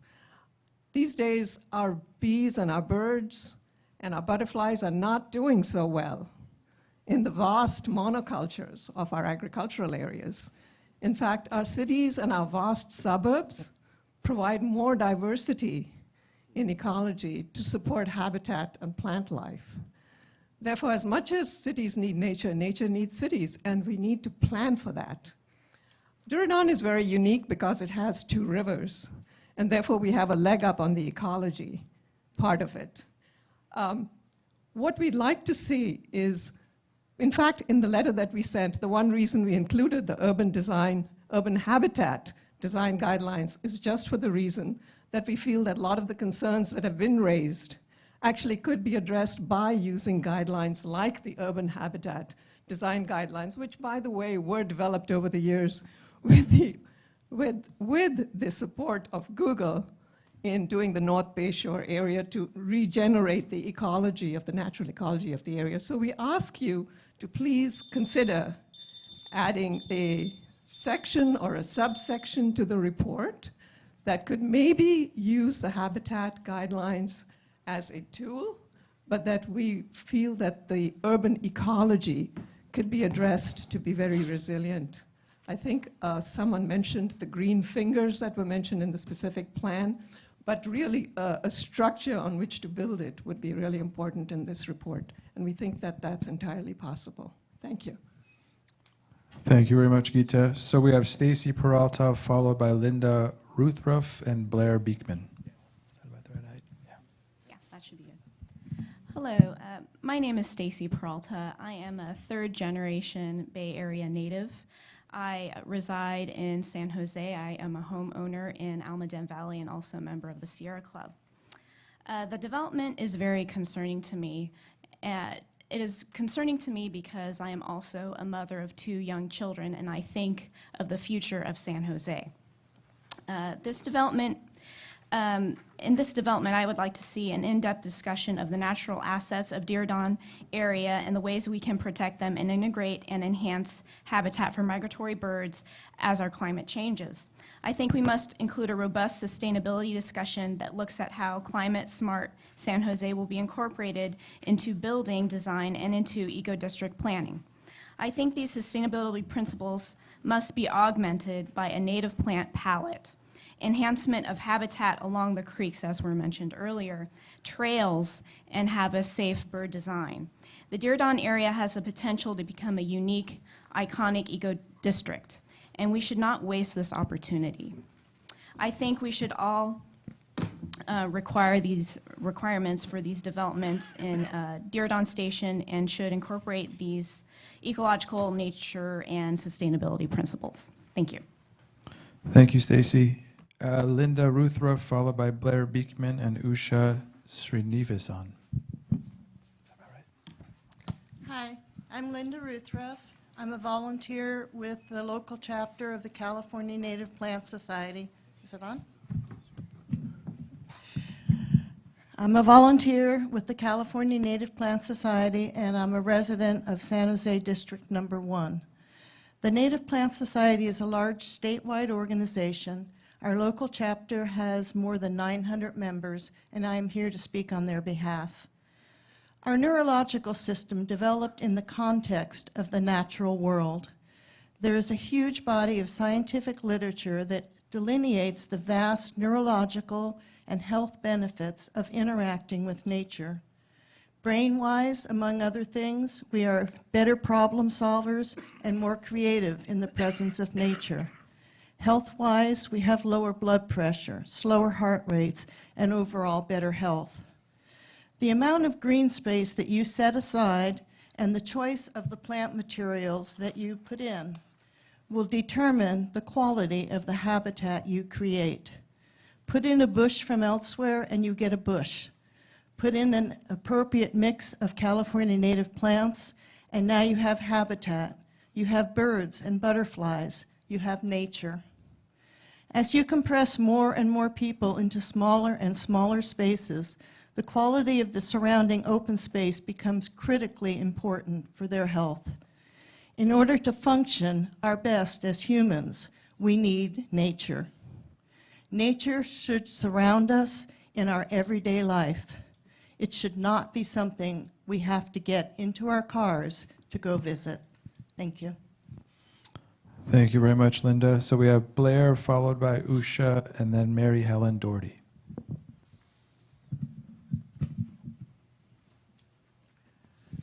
Hi, thank you. This October meeting has really been about nature and about walking. Very nice. I hope we can all take it to heart. I'm the accountability with technology person and how to transition into a new era of peace and better democracy and leave the era of 9/11, which is just a relief and a hallelujah. And with that in mind, it's important for me that things are clear and that we have like a very good list of things.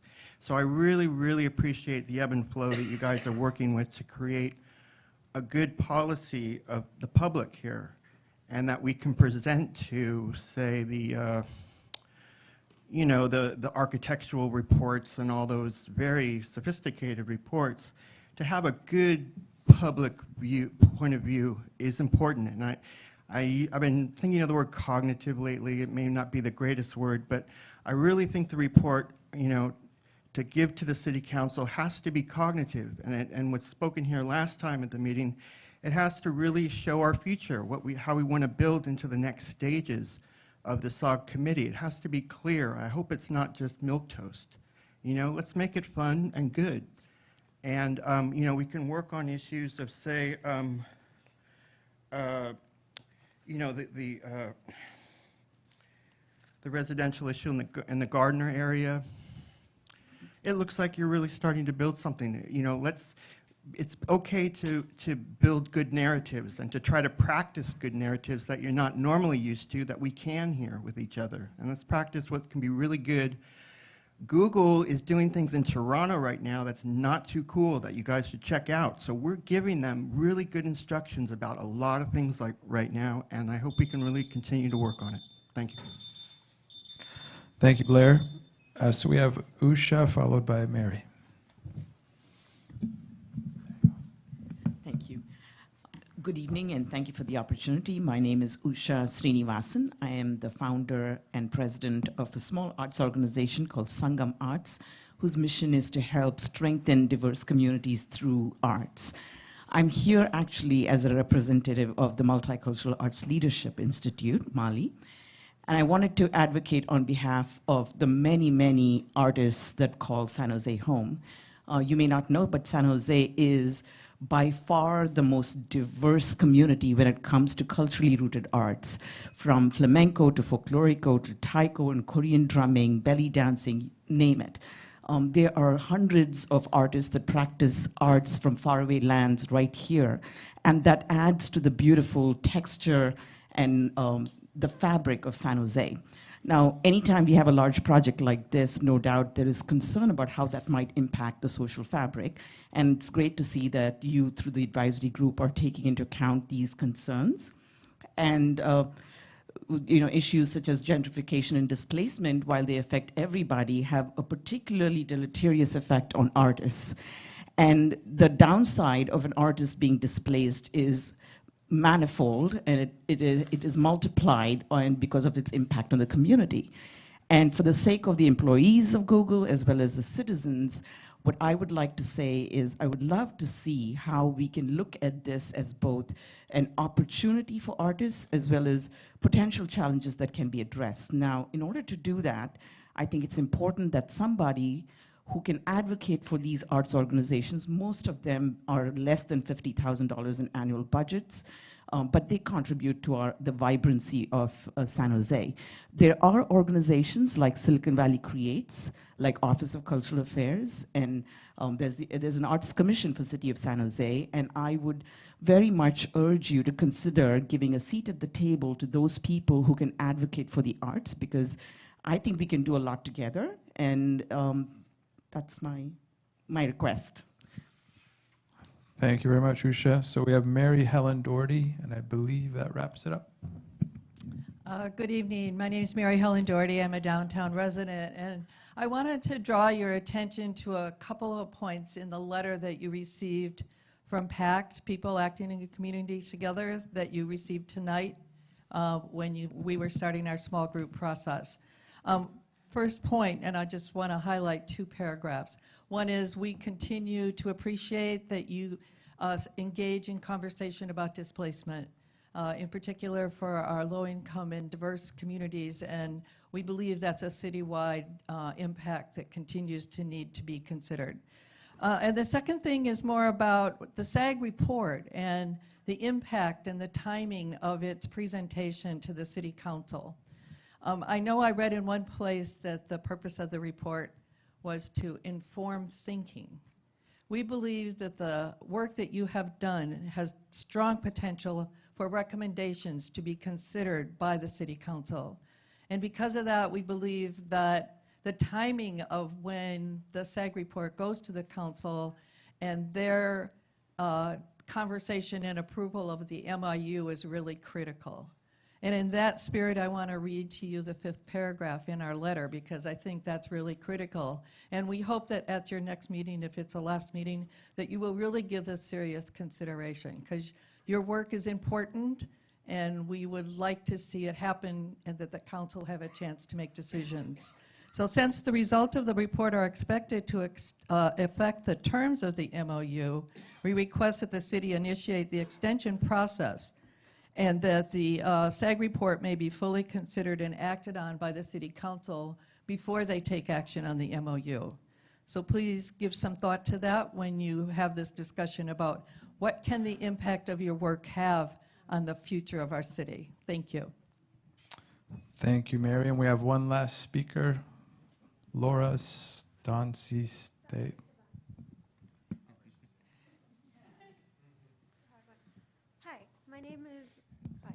Hi, my name is Laura Santiesteban. I'm a volunteer with the Audubon Society and sitting amongst the Sierra Club.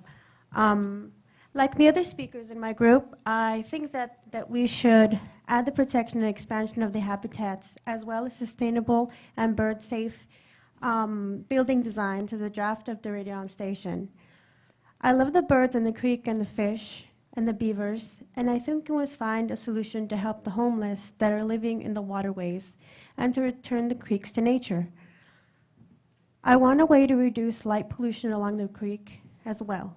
We should be able to be proud of the waterways and we should minimize, even eliminate hazards to birds. I strongly believe that their Dawn area plan and all future development, be it Google or other developers, should incorporate these elements that are to create truly sustainable, integrated, and a beautiful district. Thank you. Thank you very much. Okay, that wraps up our public comment segment of the agenda. Now we're going to transition to next steps.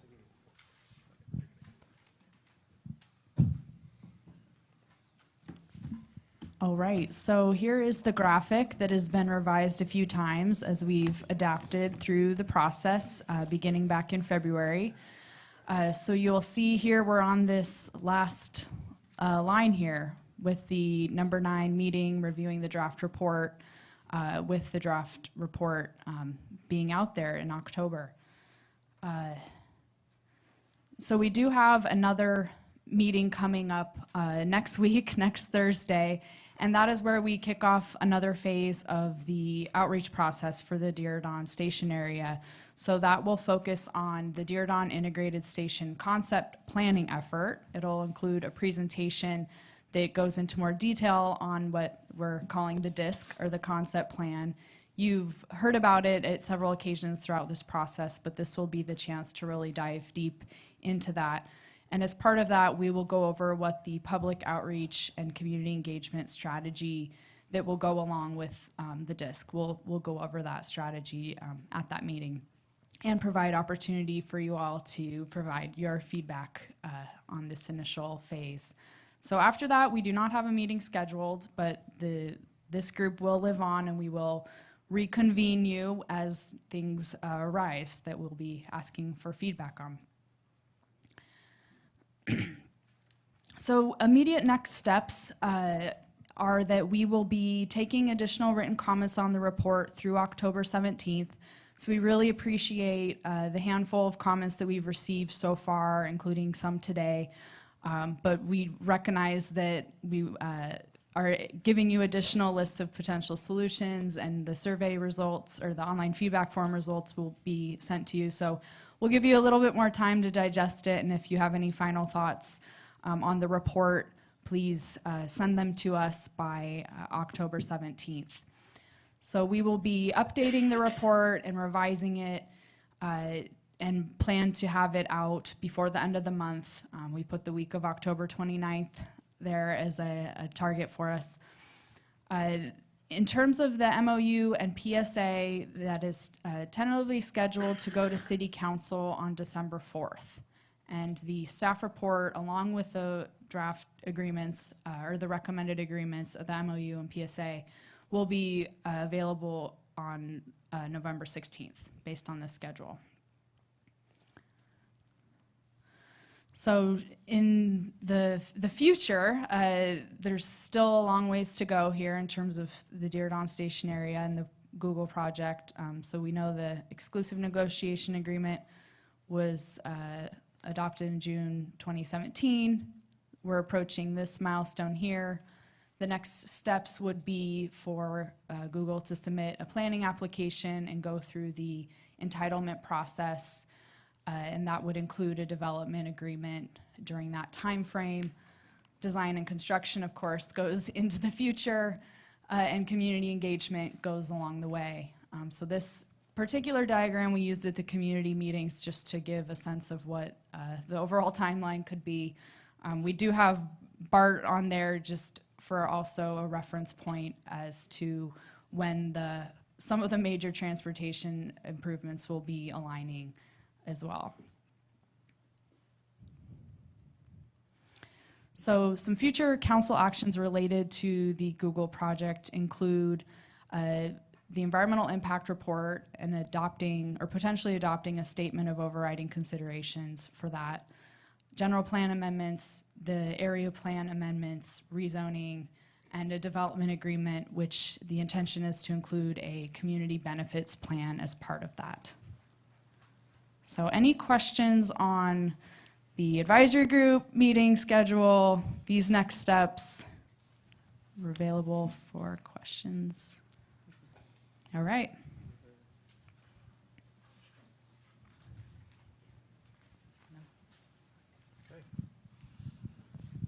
Thank you very much, Lori. So this is my favorite segment of the evening. We've been together for a long while now, and we've gone through 10 meetings. Obviously, there's more to come, but I just want to give you all a chance to, no pressure, if you want to speak up, kind of a reflection on your individual vision and thinking around the potential Google development and the process as a whole, feedback for us, anything that you'd like to discuss just to kind of wrap up this process we've had here together. Does anyone want to start? Yes, John. John Penigo from PACT. One of the things that that I think Reverend Swilley mentioned was that we did talk about something that we've been working at PACT and other groups, Catholic Charities, and some of the other community organizing groups, is looking at a proactive community engagement process that is not project-oriented or reactive to, or getting the community to react to a given project, but to really prepare housing-ready communities. And we're working with Destination Home and a couple other places as well to look at that piece in anticipation of really what will hopefully be a lot of development in the area. But I just think that we ought to, this whole process really begs that question, are we really going to have housing-ready communities? Because there is going to be a large displacement, but it's not going to be just in the Dearden area, it'll just be outside areas. So, but other parts of San Jose and the county need to be ready for development of a whole range of incomes for housing. So it's just something that I was wondering if that is something that would be a continuing occasion for some thought around that what that might look like, and is the city giving any thought to creating RFPs for existing groups that are doing this work but are really reaching a level of their own organizational capacity. So maybe that's something that we can look at in the future. Great, thanks, John. I'm going to let Lee speak to some of that. Yeah, and so that's an excellent point. And even separate from this process, you know, we're starting to meet with the county as the county starts to implement Measure A, which is their affordable housing bond, and kind of the land use decisions and getting those communities ready to kind of, you know, accept elements of that housing. And we have Measure V on the ballot for the city, which I cannot advocate for whatsoever, except to say that it's a $450 million affordable housing bond that you can vote on as a San Jose resident on November 6th. We're starting to talk to the county how we kind of collaboratively do that, and I think pulling in partners such as PACT and others just to kind of set the stage to figure out how we do that collectively, because I think it's going to require some orthodox and unorthodox or untested ways of community engagement that we've kind of discussed in here, but also kind of on a much broader scale. So I think maybe I can follow up with you on that, but we'd love to kind of engage in that conversation. Thank you very much. Nicole. I just want to thank the city of San Jose. You guys have done a really amazing job, and I just feel so lucky to have got to sit on this board and, you know, get a lot of, you know, references to pull from on how to engage the community and how to like break out into neighborhoods. And it's been really cool how hard you guys have worked and the results of that. Also, a part of that weird dynamic world of community engagement, I think it was also really cool to see Serve the People San Jose. They weren't able to get a seat, but they definitely came with us through the whole process, and they had a seat at this table. So, you know, I just think it was interesting, the dynamics of who gets to be here, but also who still gets to have a voice, and that was pretty incredible. And yeah, but thank you guys. Thank you, Nicole. Thank you all. This has been a huge team effort, so thank you for all that. Charlie. Thank you. I also want to echo, this has been a very inclusive process. You know, bringing a lot of different groups and different parts of our community together. We don't always agree, but it's outstanding to be able to hear the different sides of issues and come to some common ground.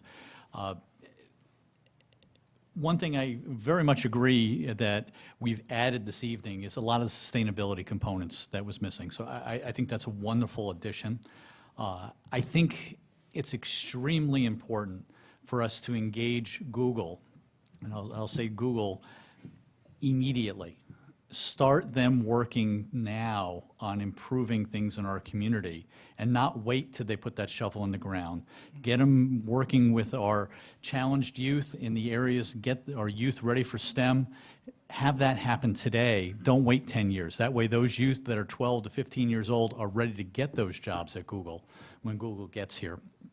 And then lastly, we need to separate the current issues that our city is faced with, and I'll look at that as housing. We have $1 million average houses. That's a reality today, all right? It has nothing to do with Google, has nothing to do with Diridon Station. That will increase it, I don't disagree with that, but we have problems today. We have problems with the creek, with the trails. All those things are today's issues that we, the city of San Jose, needs to solve. It doesn't mean Google needs to solve it, though we'll gladly take their help. But those are things that we have to figure out how we solve those things. Thank you. Thank you very much, Charlie. Any other thoughts? Kevin.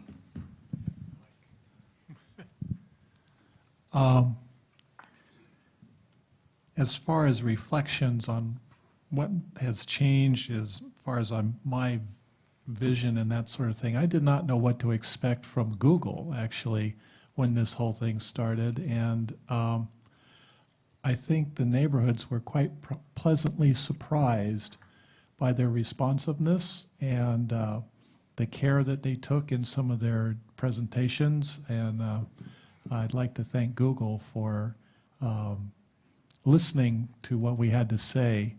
And I think that we can use you as a model for any other businesses that come into the area and want to engage in this process as well. So thank you.